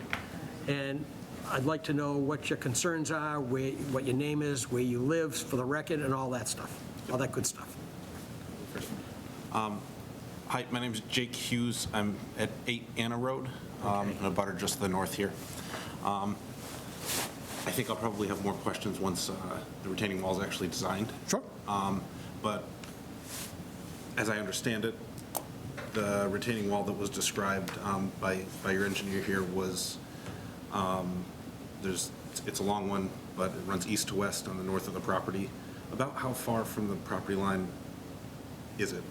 I think it's at the, we can look at it, but there's a setback that, I don't know what the setback is between property line and the wall, but that setback is being, I don't know if it's a 20-foot or a 50-foot setback, whatever it is between the property line and where you can build. There's a 15-foot side yard setback. So the retaining wall is considered a structure, so we had to, to meet the zoning requirements, the zoning bylaws, we had to locate the wall outside of that setback. So I believe we're about 15 and a half feet from the property line. Could I ask another couple questions about that? Can you pull the microphone a little closer to you, please? Yep. If I could ask a couple other questions about Yeah, that. keep going. You have the floor. Is there any drainage through the wall, kind of to the north planned at the moment? Not that, no, most of the drainage that we are planning is being captured, like all of the drainage that is happening on the build site is being captured in the stormwater system and being sent through our stormwater outflow to the south and into the west. Does any of the surface flow on the parking lots, basically as you go from Cambridge Street all the way down, does any of that surface flow before it gets to a catch basin or something like that, does any of that flow towards the north, towards the top of the wall? I don't think so. I mean, Okay. because we're going to have, because there's going to be a number of, I don't know if there are any drawn on here. There's going to be, like, there's a catch basin here, and the grading is pushing everything down this way. So I think. Yeah, Jeremy, every drop of stormwater that falls on the parking lot within this property is going to go through that infiltration system and out the back of the site. Thank you. How close is the edge of the parking lot planned to be to the top of the wall, like the edge of the pavement? So I think we budgeted like 1.5 foot or so. Is that foot and a, For industry standards for vehicle overhanging. yep. Is that foot and a half kind of between this and the top of the wall going to be an impervious soil or something like that? Yeah, I believe it will just be kind of either a grass surface or something, and it will pitch towards the parking area just to make sure there's no kind of ponding up along the side of the retaining wall. Okay, Okay. thank you. If something comes up that's different, you can always ask. Sure. Someone else in the room first. Hi, I'm Lourdes from 10 Anna Road. 10? 10. Okay, so you're, So I am right at the end of the street. I get all of it. So whatever is coming you're down, at 10 Anna Road. Are you on the other side of Anna Road? I'm the last house. You're the last house, but which side? Are you on the side adjacent to this or the other side of the street? We're adjacent. You're on the north side. You're on the same side I am. On this, yeah, same side as him. So you are across the street essentially from it? Okay. Yep. On the same side of the street. On the same side, yeah. Yeah, Same side as this project? Yeah, isn't it? 'Cause Same side as- Isn't that empty space at the I top? thought 7 Anna Road was, No. the odd numbers were adjacent to the project. Oh, really? No, we're even. No, so- Yes. So where are we? See, here's adjacent to the project, right? That The part seven, there. right? So 10 is across the street. 10 is across the street. Okay, okay. All right, just Got it. so we're clear on how Thank you. close you are. And thank you for clarifying for me, because I was looking at the map and I'm like, I think Yeah. that's my house that's behind you. That's fine. Yeah, so just to tell an anecdote from 7 Anna Road and having spoken to her, any disturbance to this area has become like an issue for us. She had, I think there was a tree that fell in one storm sometime. Her basement has flooded ever since. And I can say for now, I don't have a basement that floods, but I know that any changes to that area affect all of us greatly. So I am here showing concern for this project because I'm not understanding where things are going after they leave the property. We're only getting a sense of what's being built and how things are being routed, but it doesn't really show then what happens to that side. Yeah, they're down at the back end. Yeah, so currently, when it rains, I sometimes can't even leave my driveway, right? Because my house my driveway ends to that, like, little stream that's there. So it's already a hard place for water to drain. And in front of your house, there's a little channel where the water goes into and then comes out near the road there. Right, so if Yeah. any snow, anything extra, Right. my driveway is affected. I know all this because I was down there today trying to see if I could see it. Oh, it's covered in snow currently. You know, what, I could see what was going on. Yeah, if you come on a really heavy rain day, Yeah. it's challenging in that area. And everything comes down, and I'm sort of the last house that gets it all, because I'm right at the bottom. So at this point, you don't flood, but 7 Anna Road does flood. Got it. Correct. Okay. So I would want to know, has that been thought about? What if I do? Are there any plans to, help protect us if we have issues? Got it. I completely understand what you're saying.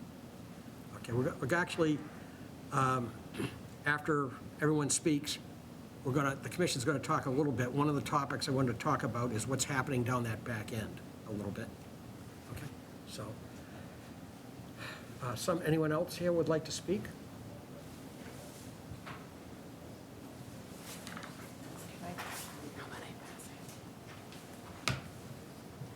You can move it over if you want for her. Okay. There's a long wire underneath you, so you can do it. Hi there. Hi, I'm Mary Jean Lucas, abutter 24 Arlington Road and Town Meeting Precinct 3. Right now, my property touches the wetlands in the backyard. The wetlands run behind our houses on Arlington Road. Right. My property is wet where it touches the wetlands right now, and concerned about any disturbance that might move more flooding into our neighborhood with the amount of fill that's planned, with leveling off of the site. Concerned about that. Got it. All right. Do you get flooding into your yard now? My yard is wet where it touches it. I don't get flooding in my house right now, but it is a concern. Got it. All right, good, thank you for that. Some of the neighbors do get some flooding in their basement. Yes, I would not be surprised, given all the water drains down. Sure. Anyone else? Hi. Hi, I'm Sharon Laurie. I also live on Arlington Road, but I'm also a town meeting member for Precinct 3, and I have spoken with some of the residents, and I'm going to share some of their concerns as well. Okay, do you abut the property? Doesn't matter, I'm just wondering. I'm on Arlington Road. I did not get served notifications, so I wasn't quite sure what the measurements were for getting notification for this meeting. Yeah, I would have thought all of how Arlington many Road. feet away from the project are they supposed to notify? I think it's just 100 feet around the actual property, so 100 it wouldn't feet. go that far. Okay, and you live where at? 20 Arlington Road, 2 20. doors up from Mary Jean. Sure. So, tell me when. Yeah, go ahead. So technically, on Arlington Road, there are no storm drains, okay? So this is going to be problematic. And of course, they're going to have to remove a bunch of the trees. That's going to be another issue for us. There's a lot of wildlife back there that's going to be dramatically disturbed and moved. I want to talk about the plume because I believe this is still a significant issue Talk here. about the what? The plume. Plume, yes. Of the gas. So we know from the high school meetings that the plume in the wetlands are expanding, okay? I'm concerned what happens with all of this weight when they build this new structure. Is that going to help displace or move the plumes even quicker? I'm also concerned about, I understand every couple of years there is a test, the EPA or someone does some certain tests to understand if the plume is moving. I understand the test is supposed to be done this year. Is that correct? Do you know? I couldn't speak to that. I'm not the LSP on record, and I'm not an LSP. Does anyone on your team know? Nick, do you know that question? If they're testing the wells this year? But we can definitely get that information. That's going to be a significant test and significant for this whole project. And now let's remember, this zoning is technically residential, and they're asking to switch it. Now, we all know there's plenty of commercial space in Burlington, but I'm going to leave that alone for now. I'm concerned that you state that all of your drains and all of your sophisticated drainage isn't going to have any impact moving down the wetlands and all the other property. What happens when it snows and there's 12 feet of snow or 12 inches of snow? All of that water's going somewhere. Where is it going?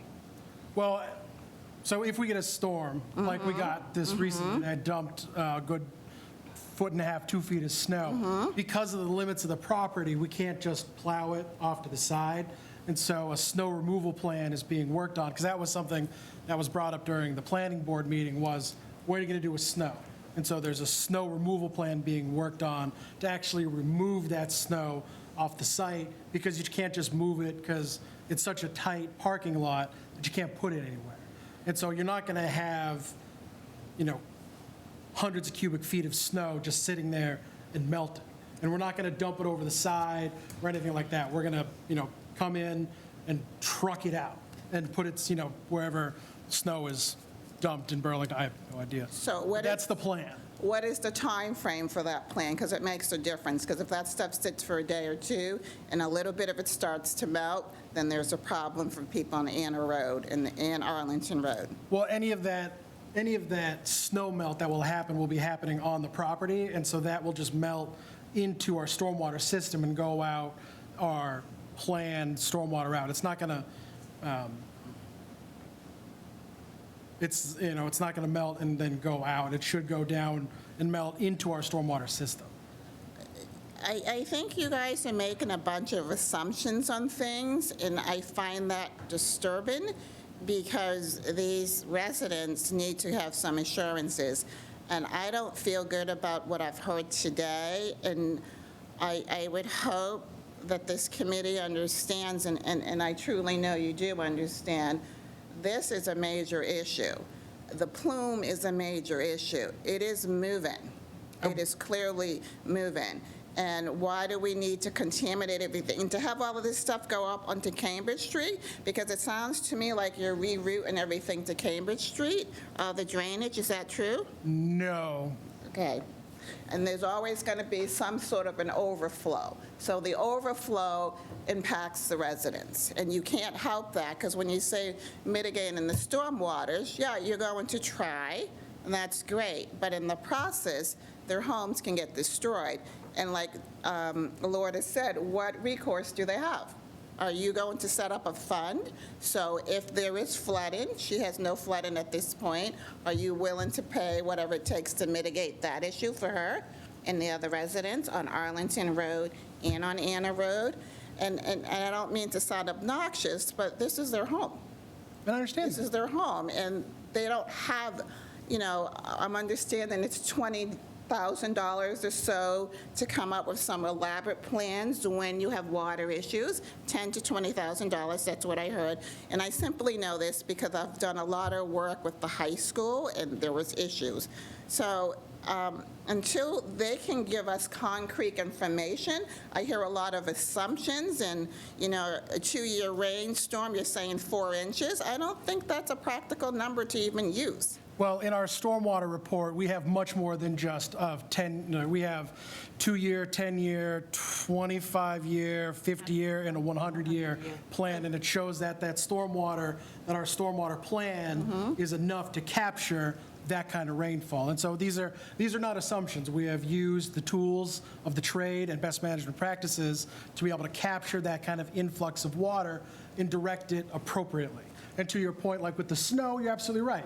Because Like, we will not, the snow removal plan that's being worked on and put into place is not a slow roll plan, because this is a business. You can't have that kind of snow drift, because there's nowhere to put it on this property. And so that snow is not going to sit there, and then melt over a couple of days. That's got to get picked up and moved in order, because, parents are still going to have to drop their kids off at school. The daycare is still going to be open. And so that, all of that snow and, potential water will be taken off site to an appropriate location. And so I don't want to give the impression that we're just going to, push the snow off the side of the retaining wall into anybody's property, or we're just going to put it into a big pile in the corner and let it melt, because there's just absolutely no room for that. Like, every, square foot of that parking lot is probably going to be taken up, with the exception of the backup, depending on what the planning board has to say, even the backup spot for the dumpster is probably going to be taken up with parking spaces.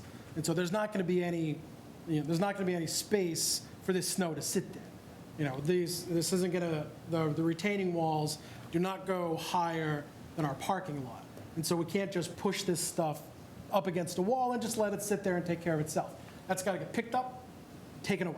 And so that will not sit there and create, more issues. And just so you know, I was at the planning board meeting, as was Mary Jean. They told you you weren't ready to talk to them. So they had no comment, basically, on your plan. Is that correct? We have not, I'm going to let Nick talk about that. Nick is the engineer. I'm just a I was there. wetland scientist. I was there. And My understanding is they're waiting to see what we have to say. Yes. And the Board of Health as well. Right. Okay, so I right. don't want anyone to think that the planning board is on board with any of Nick is this. trying to respond. Nick, Yeah. you have something to say, Nick? Yeah, I was just responding to that. Yeah, the planning board showed their preference for us to, be in front of conservation for the different wetland features and environmental features that we talked about. So they wanted, before going down the road with the planning board permitting, because it is a by right project for the planning board, they wanted to, first get conservation thoughts on it. And actually, one thing that I would like to respond to is, this is a residential zone, the site that is within a residential zone, but the daycare use is an allowed use in this residential zone, in the zoning bylaw. So we're not changing the zoning or anything like that. It is an allowed use in the town bylaws. So a little bit of clarification, it's called the Dover Amendment, and so yes, you can put a school up there, but it's still considered a residential space, correct? And another question is, I'm sorry. In the zoning bylaw as well. We're not really invoking the Dover Amendment yet. If they use up any wetlands, don't they have to replace it somehow? Yes. Yeah, if they were destroying wetlands, they would have to replicate. And is that part of this as well? I do not, Because- correct me, Jeremy, you are not destroying vegetative wetlands. No, ma'am. None. None. Well, they are proposing They're to, filling four streams. That's not a vegetative well. That's a stream. well, it's land underwater and streams and banks. Right. It- It's land underwater, so- stream, bank, and buffer zone. But there's BVW, there's no BVW along it, as far as I know. I may thought be you wrong. just meant broader. Yeah, my opinion was that requirement to replicate, it would be required for such a filling in this particular case. Yes, yes. Okay, well, that's Yes. what the question was, yeah.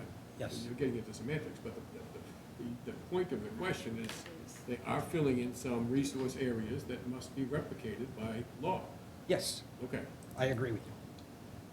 I was responding to whether it was BVW that they were filling Okay. specifically, that's all. Terminology, yeah. Yeah. Okay. All right. Thank you. Thank you. Let's see if there's someone online that wants to speak. I do not see any hands up or any comments. And does anyone see anybody raising their hand or someone trying to speak or Nope, No. is Show there anything in the themselves. chat? no hands and nothing in the chat. Okay. Okay, so we've been at this now for about an hour or so, I guess, right, or more? More, hour and 10 minutes? Hour and 10 minutes, so, but we're going to go a little longer so we can have a discussion, okay? First of all, I'd like for the commission to consider that there's a bigger issue at stake here, because we don't want to have a situation where we send these people off with a whole bunch of little concerns, and then they go spend a whole bunch more money, assuming that that implies that we're going to pass it, okay? The big issue is that, that it requires a waiver. Why does it require a waiver? Because these people are taking a 100-foot, large fraction of the 100-foot buffer zone and filling it. They are taking the channels that were delineated as streams, okay, the streams, the 3 segments of streams, and they are filling it. They are destroying the entire bank of the stream, and then they're saying that they're going to replicate it. So the commission has to figure out whether there is a net benefit, or at the very least, no harm to the interests under the bylaw and the State Wetlands Protection Act as it applies. And when I talk about that, we talk about flood control, we talk about water quality, we talk about wildlife habitat and things like that. The burden of proof is entirely on these people to demonstrate that the project provides that net benefit, or at least no harm, okay, with what they're proposing. The way of typically looking at it is you look at whether you can avoid the impact, which, given that the stream and the channel and the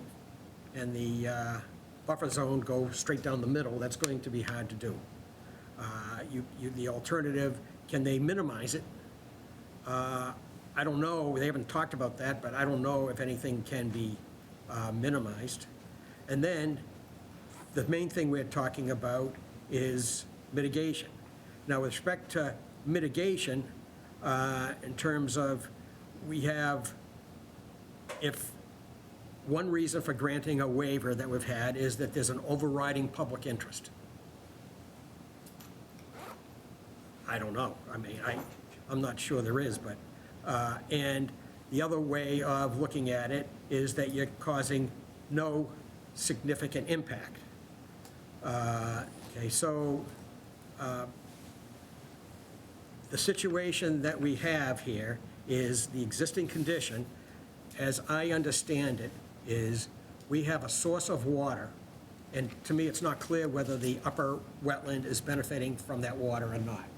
I mean, certainly, I suspect a lot of the water in that upper wetland is from overland flow, and this construction would eliminate that, and that entire wetland would, might suffer a water deficit, and that's a problem for what we do. Then the water goes down the hill. But when I was out there, it meanders. It goes, first of all, it goes left and right, kind of goes like this somewhat. You can kind of follow it. And goes like this a little bit, and it meanders. And I think what's happening, this is just a personal opinion, and the professionals here, they'll disagree if they don't think it's true. I think what's happening is the water is slowly getting down there and infiltrating, and the groundwater is rising up. Essentially, the groundwater, and it's supporting that wetland is what's happening down at the bottom. That's what I think is happening. During our initial during the geotech borings and the initial soil investigations that were done, the groundwater was reported at anywhere from 0 to 5 feet. So yeah, it's a shallow groundwater. It's a shallow groundwater, and I suspect the wetlands is being supported because, generally speaking, here's the water going down and go down like this and go down like this, and then eventually the water level at the bottom level rises up and feeds the wetland, and that's what keeps it alive. So what they're proposing is that they're going to replace that situation with a riprap to slow it down, and then a grass swale, which strikes me will have a higher curve number, which means the rate of flow, I think, in the calculation, compared to what the existing condition is. So the water is going to go and exit that swale with kind of like more of a splash than it otherwise would. I also have an aerial photograph in front of me, and it looks like there is, at the downstream end, there's a channel not too far from the road there where people park that winds its way through and comes out on the pipe where Anna Road Yes. crosses. You're nodding, so this must be true, what I figured out today. I walk the dog, so I see that little thing, that little pipe down there. Right, Andy. and then, Yes. then it crosses over and goes into like a little channel for around 10 Anna Road, whoever that is. Yeah, there you are, okay? And then I think, I'm not quite sure where it goes, it might go under the roadway and into the wetland system across the street. I'm not entirely sure. There are some wetlands around the track and so forth, so I'm not entirely sure. And I don't think that was delineated as part of this project because it wasn't being affected. Okay, so you didn't go in there and say, here's what it is. But if you shoot a splash of water into that area and it gets into that channel, that if it is a channel down there, a stream, and it rushes off the property, then the rest of the wetland is suffering a deficit. Because that's not mimicking how it now behaves. So the bottom line is what the commission has to decide is, are you willing to grant a waiver based on either what they have provided so far or what they will provide? And all these other things, we could go over a lot of technical things and stuff like that and require a whole bunch of things, which is going to require them to spend lots of money, which is not fair to them either. I mean, we don't want to have them just keep spending money for something that there is doubt about whether we will grant the waiver. So I would entertain, with all that as the introduction, I'd like to ask Bill.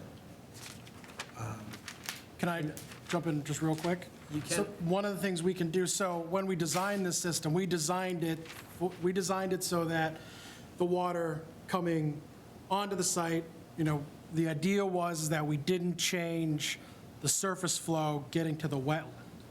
And between the stormwater catchment on-site as well as our swell design, we can adjust that so that infiltrates more. And so less of the stormwater, so less of the surface flow is going through the system and going through the swell. So it infiltrates more so that the amount of water that's coming out the other end is decreased. That is, something feasible we can do. I think you folks have done a very clever design. So far, it's been a valiant attempt to propose something that answers some of the issues. But I think, what I think is happening is the water is saturating that lower end of the area, and then it's rising up at the very lowest area as a wetland, is what I think is happening. And I'm not sure that what you proposed will successfully mimic that situation at this point. So let's go to Bill. He deserves a chance to talk, and then go to the other commissioners. Thank you. I'm concerned, I think the design protects the existing large wetlands well, trying to feed that water and possibly keep them viable, especially the one up near Cambridge Street. We're not certain about the flow into it, but those are protected pretty well in the design. What concerns me is, in the middle of where the building is going to go, is these 4 little streamlets or streams where the water used to flow, and they are protected areas. There's banks, there's there's land underwater. They all have buffer zones that need to be preserved and protected. To destroy them, to fill them, would require a waiver and would require replication of that by our bylaw in a 2-to-1 area, unless we granted a waiver about that. Now, the waiver, as Larry pointed out, would require some overriding public interest I made a couple of inquiries to people in town who would know, and there is no shortage of or outstanding inability to provide daycare centers in Burlington. So, you're asking someone to build a building in this very difficult site as a commercial enterprise specifically to make money. I mean, that's what the owner is intending to do. But the ability to do that and protect these existing resource areas is very much up in the air, in my opinion. And the specific requirements for replication, it has to be in the same general area, attached to the same body of water, and all this type of stuff, which on this site is not feasible. There is a statement in one of it, which I can't point to at the moment, but it does say you could create some sort of replication away from the site.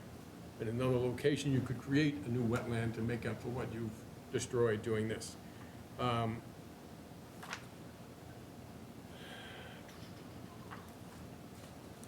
That's something that's in our bylaw? Yep. There is. I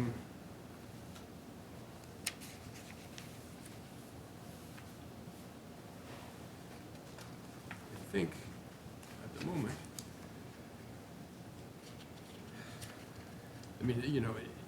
project involves removing, filling, dredging, or altering any land under a waterway, and the same language exists in these banks and wetlands. The commission shall presume that such an area is significant to the interests described in the preamble, which is benefits to wildlife and things like that. It may be rebuttable, but that, you would have to show a clear reasoning as to why that is not, that presumption is not valid, that this is an important wetland resource area. Requires a 2-to-1 replication of altered land underwater. I think those are the points that I really wanted to make. I'm sure I could come up with more, but those are the things that concern me as to whether something like this should be granted. Is going to protect the resource areas? Yes. Good, all right, thank you, Bill. Yeah. Okay, Rob? I guess I had some sort of minor things, but sticking to the theme of major things, I guess I was just a little bit concerned with the outflow from the pipe sort of hitting that sort of upper wetland, that sort of where the gas spill plume is. But then it seems like the lower wetland, a lot of that is coming from the south, from, I guess it looks like 24, 26, Arlington Road, that's from behind that. I think there's some sort of automotive buildings up there. I mean, that's about 190-foot elevation down to the lower wetland, which is about 170. So I'd have a little bit of a worry that the water coming down, if it's rerouted to the lower, if the lower sort of, exceeds its absorbent capacity in the lower wetland, that it could push the wetland, make it larger towards the streets along Anna Road. And I myself, I mean, as I think for the high school, I was volunteered to be part of cleanup, and I've cleaned up that stream from there that goes to the stadium, and there's water in there year-round up to the summer. So I worry a little bit during peak times that sort of, if a question of if that extra flow, how much that could sort of add to that lower wetland if it's just like, Well, Rob, saturated. Maybe to go a step further with your exact point, you said something about pushing the water through the wetland, it's staying discharge, if it gets caught in that channel Yeah. that goes through that back end of the wetland. The issue becomes, frankly, water surging in that area because it's preferentially going towards the outlet of where these people live, is flooding. And it's not just flooding there, because if it contributes water and it goes across the street to the wetland across the street, I believe that drains into, that's more water going into Long Meadow Brook, and Long Meadow Brook has flooding there. I mean, lots of places in town have flooding, unfortunately, so, I mean, there is quite a consequence of what you're saying of pushing water faster through that wetland. just wonder. Okay. Yeah, Bill? I left out one point that I wanted to bring up. You know, if the owner wishes to build a daycare center in our community, I certainly hope it would be successful, and good luck to it. But I don't understand why this site, which has so many challenges, would be required when there is so much vacant office building space in town that would be readily available, and maybe you'd have to carve out a piece of parking lot to make a playground or something, but there's plenty of spaces around. I think that would be perfect. It's I funny, can mention one Mike's for you. Yes. Joanne Fabric, right in where Market Basket is, that would be a perfect spot for you guys. You can put another story on there, there's perfect parking. You could probably build it in half the time that you were going to do this project.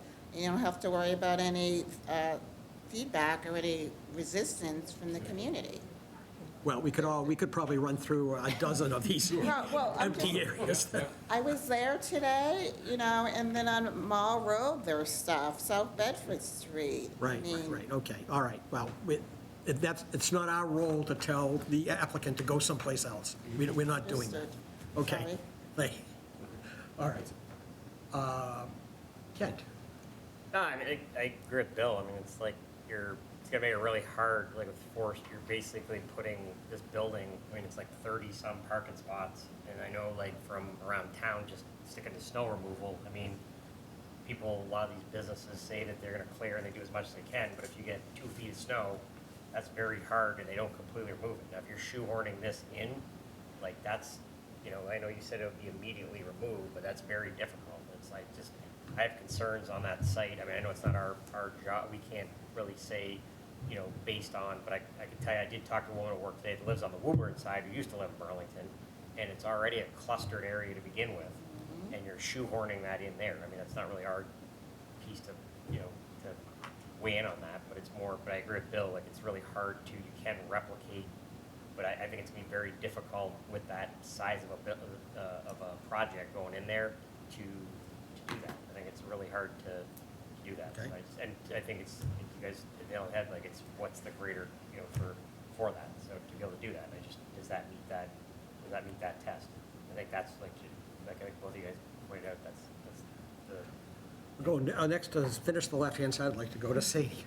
Yeah, I think my head also goes to the sort of outlet space, that all of, like, there's a wetland down there, obviously, but all of the Mass DEP water and everything from the site is all going into the same outlet space within that wetland area, is a little bit concerning. Also that this site isn't just, it's not just that there's a wetland right here, it's seems partially surrounded by wetland, which is, it just makes, you have to be that much more careful, I think.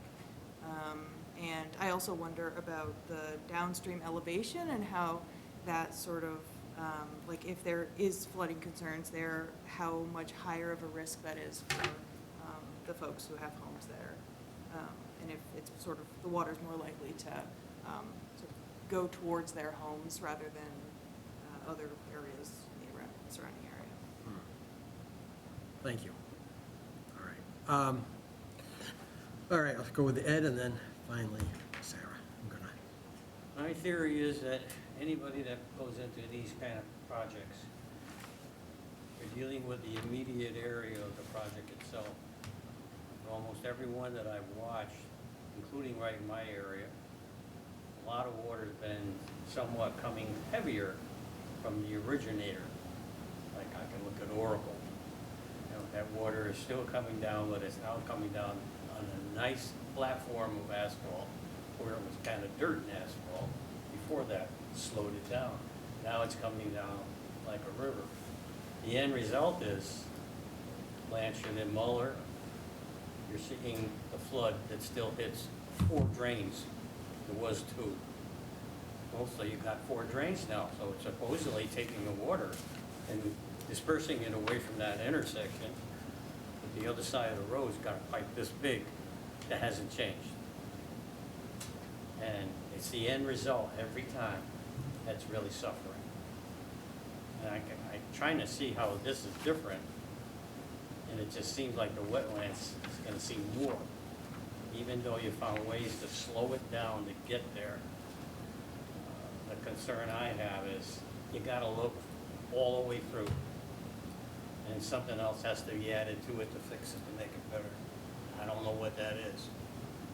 But adding 2 more drains on the street, now there's 4, didn't change anything. You still get a flood. I took on the chore of cleaning the leaves off each one. All right, It helped a lot. all right. Last but not least, Sarah. It seems like it's a really complex site as far as water goes, and I see sort of a counter incentive with regard to the upper wetland. On the one hand, you don't want to infiltrate stuff there because then you start to run into plume issues. Like, nobody really likes the idea of intentionally directing water there and then pushing the plume outward in unpredictable ways. We don't Department like of that. Health has very strong feelings about that. So we don't like that idea, but let's be real, that's probably actually what's happening now quite naturally as this stream comes out and then flows over, doing whatever it wants to do. Probably a bit of that is happening, and with whatever changes you're proposing, less of that is going to be happening because you're carefully trying not to make the plume worse, but the net effect is there's going to be more water going down, causing all these issues that people have been talking about. I don't see how you can avoid that without, it's like you're over-constrained here. You don't want to mess with the plume, but you got to get the water somewhere, and it's going to wind up more at the bottom where it's going to give people trouble. There are some challenges. That's how it looks to me. And I think when you look at the existing plans, I think one of the reasons why we're saying that, one of the reasons why we didn't create a channel that's dumping some of the Mass DOT outfall water into the wetlands, because if you look at the existing plans map, that channel that's coming off of the Mass DOT outfall zips right past that outward low. And so that's one of the many reasons why we didn't create a off-ramp of some excess water to go to that wetland, because when we were here originally, the big concern, which is completely reasonable, was that we were not taking away water coming from the MassDOT outfall away from it eventually reaching the wetlands. And so we tried to replicate that as much as possible. And so that's where a lot of those design choices came from. Yeah, it seems like it's in a delicate equilibrium now. Yeah. And I just wonder, can that hold with these big changes you're proposing? I mean, this enormously, I don't want to use the word monstrosity, but like this grand platform you're proposing to install, it's hard to think that things won't be a bit different and hopefully not worse, but can we really be confident? One question related to that, the area, the impervious area that's being added now, the building and the parking lot. You have an infiltration chamber. Is the design such that that volume is going to infiltrate into the ground routinely? Or No, most of it no, goes- not that volume. Most of it's going out. Most of it's going out to the wetland only. That's where, if you look at the outflow difference, like when I showed on the slide, there was a slight cubic feet per second difference. That difference is the infiltration in the stormwater system. Okay. So we're not taking away all of it and none of it, we're not taking away all the infiltration in that area. We're just really damping it down, not damping it down, but the design is to get as much of the surface water collection to the wetland, because that was the goal. But again, that is something that's adjustable. We can make the swell more, because especially once it gets outside of the limit of, what do they call it? Once we get it outside of the limit of plume, we can design it so it infiltrates more. And same thing with the infiltration system in the stormwater system on site, is we can up that infiltration system so it's infiltrating more and dropping less of that water out. Because like we'd mentioned, the groundwater is super shallow, and I suspect, I'd have to look at the boring logs and the data a little bit more closely, but I suspect most of that wetland that's right off of the edge of the road is getting a lot of its water from groundwater. I'm sure there is some surface water flow that's helping feed it, but the groundwater is so shallow in that area that I think that's definitely helping contribute to making that a wetland, as well as a lot of the other, some of the other surface flow coming at it. Because you also have I don't know what the address is, but the office building that's next door, all that grassy area, is dumping into that area as well. I don't really know what the stormwater system is doing on that property. I don't know where that water's going, but, you know. Well, I'm just concerned that where there used to be pervious area is now being covered with impervious, and the volume of water coming off of that is moving faster down to the lower end, because it's now being, even though it's going into that infiltration chamber, it's all not being kept at that location and drifting out the way it did before. It's now being channeled down in a rapid pace, more rapid pace, or more rapid volume than it was before. And the same thing on the other swales. To me, there's a good chance that water's going to be moving faster down to that lower wetland and create problems at the lower end of it where people abut it. So, just a concern. Sure, yeah. Exactly my point. Yeah, yeah. Well, and we can, and that was one of the things we tried, that's why it's a grass swell, because we wanted to slow that water down.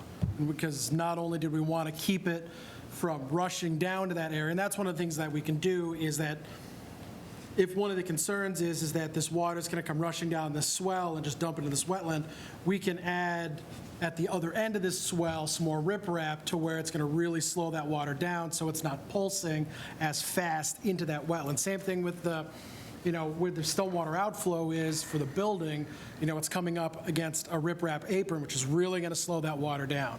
I don't have the exact numbers in front of me, but that's what the riprap is, you know, is designed to do. And we can replicate some of that, you know, at the end of the swell, so instead of just an open swell, instead of the open swell, just, you know, releasing that water into the wetlands, we can adjust and create another, you know, riprap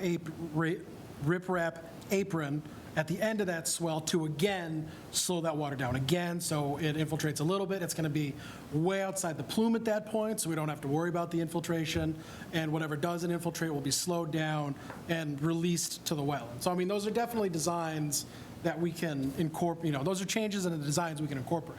Can I ask two quick questions, please, sir? Please do. Then I would like to wrap it up with a few. Have you quantified the water that's actually the stormwater from Cambridge Street? Nick, that's a Nick question. No, we have not. I mean, that would take a lot of investigation to be able to do that. But we have not. But that's what you're channeling. So we do need a better idea of what's really going in there. You need to do that to design the swale and the Right? pipes and like basically all of the Otherwise, stormwater you're just structures. guesstimating. Right. Nick? Because Yeah, it's not at this point. All right, okay. Do you have more, Eileen? Well, just also that, I just wanted to express a little bit of concern about the design of the riprap. I'm just wondering if that's the best design for slowing it down. Could it be more of a, I did mention the lack of LID, could it be more of a, something else, constructed wetland, something like that, that would, They could use check dams. That was what I was thinking. through, along the swale, that's actually something Bill also said. Yeah, but then it's just very unnatural. But no, yeah, I think we would like to see maybe other ideas. Yeah, absolutely. And I do think that infiltration of the way down, which you did mention, is important. we can definitely look at those improvements. We would strive to do that on the other side of the plume. All right, I'd like to first make a couple of comments. I would suggest that you don't spend a lot of your clients' time and money responding to the detailed things to improve the thing until we get to a point where we think we can vote favorably on a waiver. There's a few issues going on here. The meandering nature of the current streams, 3 different streams, it's not like a bug in the process. It basically slows water down, adds water to the groundwater, and a straight channel, which is what you've indicated, will likely increase the flow rushing down somehow and into the wetlands. That's what I think, and that's not really replicating what we have. Water quality, I think, is another issue. The current stream and the buffer zone and the infiltration, as it slowly makes its way down to get to the lower end, acts as a natural filter. It filters the road salt, the salts, the oils, the heavy metals off a major road, which is Cambridge Street. I don't really see how the little pool in the beginning, the little thing to riprap, and how a non-infiltrating swale channel that you're building is going to provide the same level of biofiltration. I just don't see it as it is now.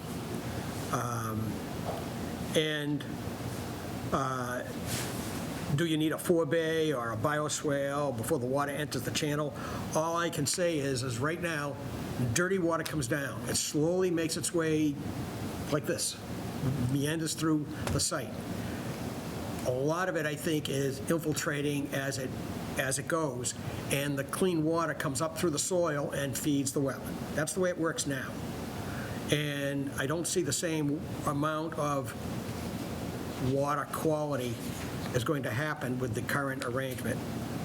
Another aspect is if the hydrology is lost to the water table as it's going into the site, then the water table for part of the wetland may drop. If that drops, then you're submitting it on the surface instead of the way I think it probably works. The wetland would probably not survive, is what I think is going to happen. And then the other thing is, which I'm not sure this is an important point, is when you have streams and you're moving it to the edge of the lot, squeezed against the sort of the, not squeezed, moved towards the edge of the lot, and streams are often, just like in the stream crossing standards, they are often, it's like a wildlife corridor where wildlife crosses through it. I don't know how important that is for this site, because I don't really, I mean, it's an isolated so many acre parcel, but it is a refuge for wildlife as wooded. And so, I haven't heard much discussion about that.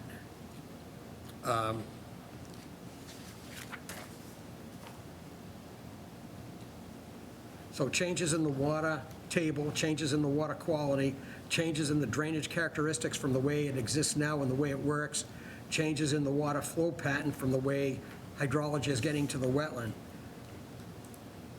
I have to tell you, I see it as a very problematic to grant a waiver from just my perspective, to be honest with you. And we haven't even mentioned the magnitude of tree cutting and replacement. Right. Which may not be feasible in this location. That's another issue. We also ask for replacement of trees that are in the buffer zone, and this is not just taking down 3 or 4 trees, this is like all of them. Yeah, clearing a third or a half. So that's another thing we should note. Which also impacts water uptake. Yes, indeed. Right. That's another problem. That substantially affects water uptake, and the trees, so many trees plays an important role in attenuating the amount of water and what happens at the down end of the site. If you're regrading to the level they are too, there's no guarantees with the tree removal and that. It could be increased flooding. And our standards also require that post-volume is not greater than pre-volume, and that's not the case right now, you're saying. Right, but then they would have to infiltrate everything, so I guess that is just a question that's still open here as to I just don't see how, whether it should all go down, or whether you might allow another waiver to allow some of it to be overflow.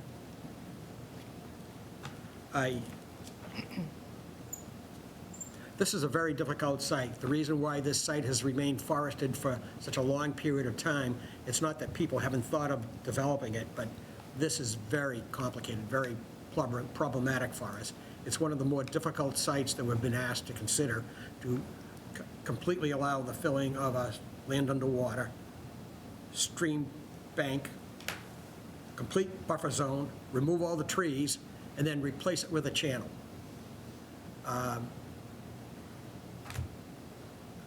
Honestly, I'd be doing you a disservice if I led you to believe that you go home back and work on it and come up with a revised drawing, because it would cost a lot of money, and I don't see how the system easily works with all the things we've talked about. You know, I almost feel like apologizing, but I mean, like, this is, I'm very hurt right now. No, it's completely understandable. yeah. You know, and this is a challenging site. There's a lot of moving parts, not only with the, you know, the environmental portion, but the plume that's there. There, you know, we're trying to make it work, and, you know. I think, given the constraints on the site, oh, one other thing about the site, I'm not convinced that that upper wetland, which I think receives quite a bit of sheet flow also from the site itself, just flows into and helps hydrate that. Not sending some water there to, I mean, because you're disrupting that, I think that's problematic as well. So where you folks go from here, I think you have to give it some thought. I don't know if anybody else on the commission or the staff would like to make any comments, but I'm not going to say any more. They have made an effort to stay 50 feet away from the main wetland. Yes. The wetland that is protected under both the Wetlands Protection Act and our bylaw. What the commission has to consider, I mean, you've got to consider a lot of things, but one of the main things is whether to allow the moving of the streams. Because it's the streams that have the buffer, mainly, that's within the no-build and the no-disturb. We're going to completely fill them in the plan. Right. So are you okay with that part? And then the rest they could probably design around, even though it's complex. Yeah, you're asking whether we would give a very large waiver when there's so far no demonstrated public interest to do so as one criteria. And we would have to believe that there is, at the very least, no harm to the interests under the bylaw for flood control downstream, water quality going into the wetland, hydrology of the upper and the lower wetland, and anything to do with wildlife habitat. You're asking us to say that there is, you're not asking us, but you're suggesting that there would be no harm to those interests by the proposed case of what they're saying. And that we can mitigate for all the trees somehow that are all being knocked down. They would have to come up with a convincing rebuttal to the presumptions that are listed in our bylaws. The presumptions of value that exist. Yes. They are rebuttable, but you got to convince us. Yeah, okay. So shall we adjourn for now, continue it? If you have any change in the status of the hearing, we can deal with it at the next meeting. But I actually don't think there's anything you could really do that would significantly, that would more mimic the issues of water quality, the way the site works pre-existing compared to what you're proposing. I'm not sure you could do that much better. I mean, I admire the amount of engineering, and your presentation was very good and very clear. So why don't we agree to continue the meeting? And does anyone on the commission like to say anything? Yeah, I agree with what you're saying. I mean, it's the $64,000 question is basically like, you know, for a difficult site, you made a valid point that that's why it's been remained as what it is, the way it is. And is it really worth spending all this money to try and shoehorn something in that probably... Or more money, assuming we're going to pass Yeah. a huge series of waivers. Just sort of, so that's the question you have to ask is basically, even if you go back and you do all this rework, is it really going to get to the point where you rework, is it really worth spending all that money to do that when you're not going to get the end result that you want? I think that's what you have to ask yourself. No, and that's completely understandable. So it sounds like the big question that like the upper level question that needs to be answered first is whether or not the waiver for the streams is even on the table. And so You know, let me- that's where we're going to start. Let me Because add- if that's not even on, There is one additional major thing.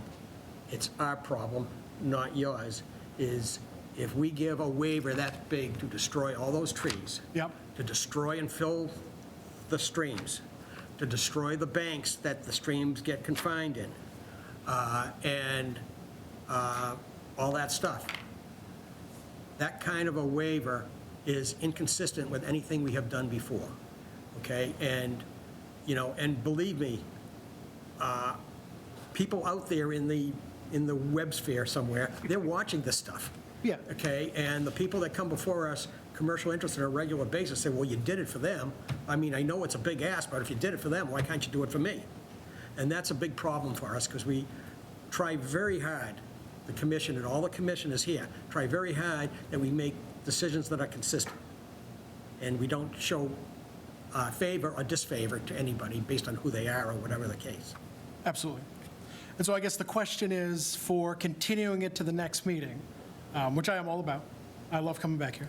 Oh, I bet you do.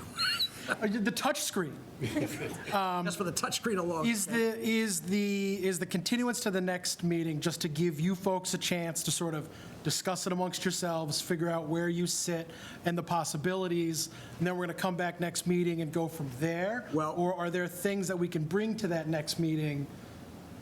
I am suggesting that this is a high-level issue, and you doing design work, to spend your money doing design work would not be necessarily a good thing at this point, until you get a different reading Yeah. from what you've heard.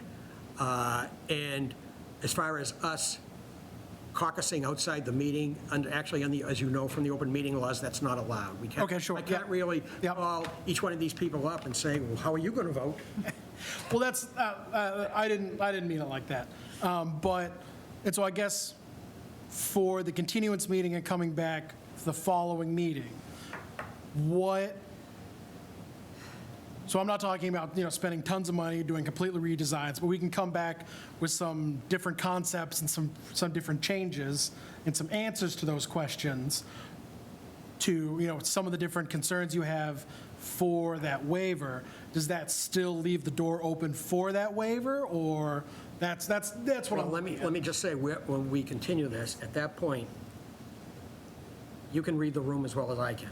Yeah, yes. Okay, all right, so this is a problem now, and I also don't know what issues the Board of Health may have, and what issues the Planning Board may have. Planning Board wanted to see where we were going with this, and I assume you're on the agenda at some point in the near future?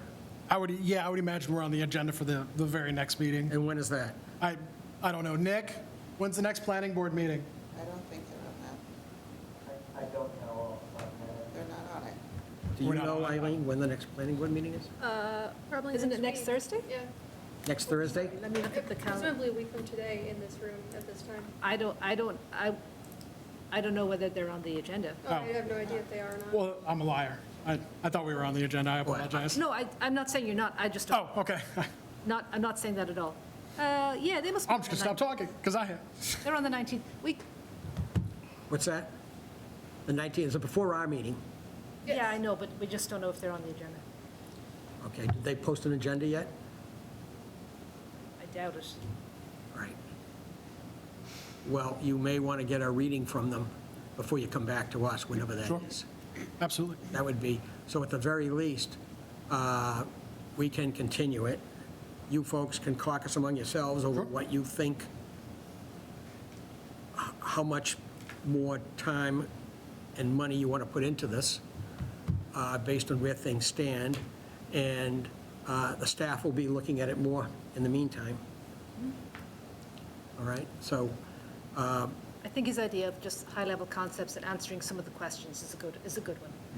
Like some of the ones. whatever we they had about decide to do. Yeah. Numbers. Like, not real, like, coming back with, because I'm sure we can get, without a great deal of effort, I'm sure we can get infiltration, I'm sure we can get more information on the hydrology, we can get more information on a number of these questions you have, without, full-on redesign. without full-on redesign or anything like that. Tried to get those to Caleb, but he's not. I don't know if we'll be able to answer all the questions. That's a discussion for you to decide how you want to move forward, not for us to Absolutely. tell you what to do. And I appreciate that, thank you. Okay. Sharon has another question. Yes, If I may, please? yes. I think you're aware that the planning board said they're not going to decide anything until you get an answer from here, from the I'm Board going of to see Health. if it's, Okay, What are you saying? I didn't hear. The planning board stated to them that they're not going to really hear anything until they get an opinion from the You conservation. mean like a decision? The conservation and the Board of Health. Well, this may be Well, enough that's- information for them. Well, that's nice of the planning board to want us to take the lead. Well, no, because I'm sure they're aware of all the extenuating circumstances here in the streams and Right. that. And if you guys aren't going to approve anything, it's not advantageous for them to comment.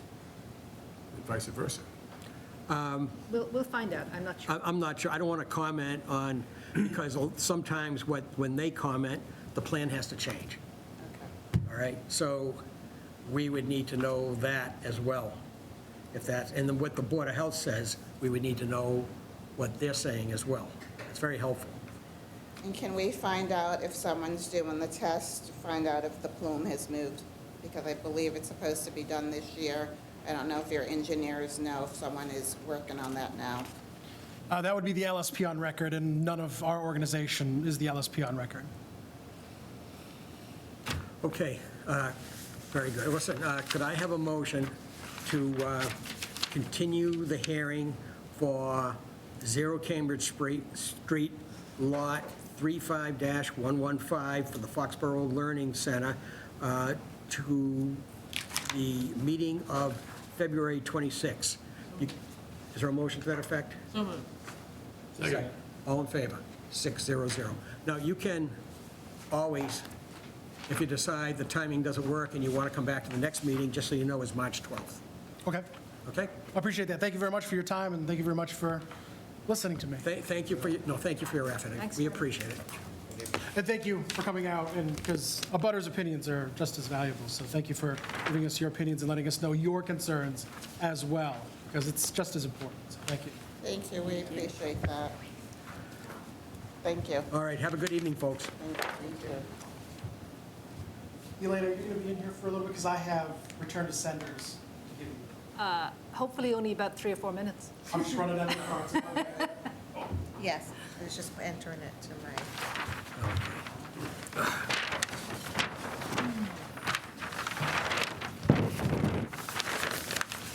All right, so next on the agenda is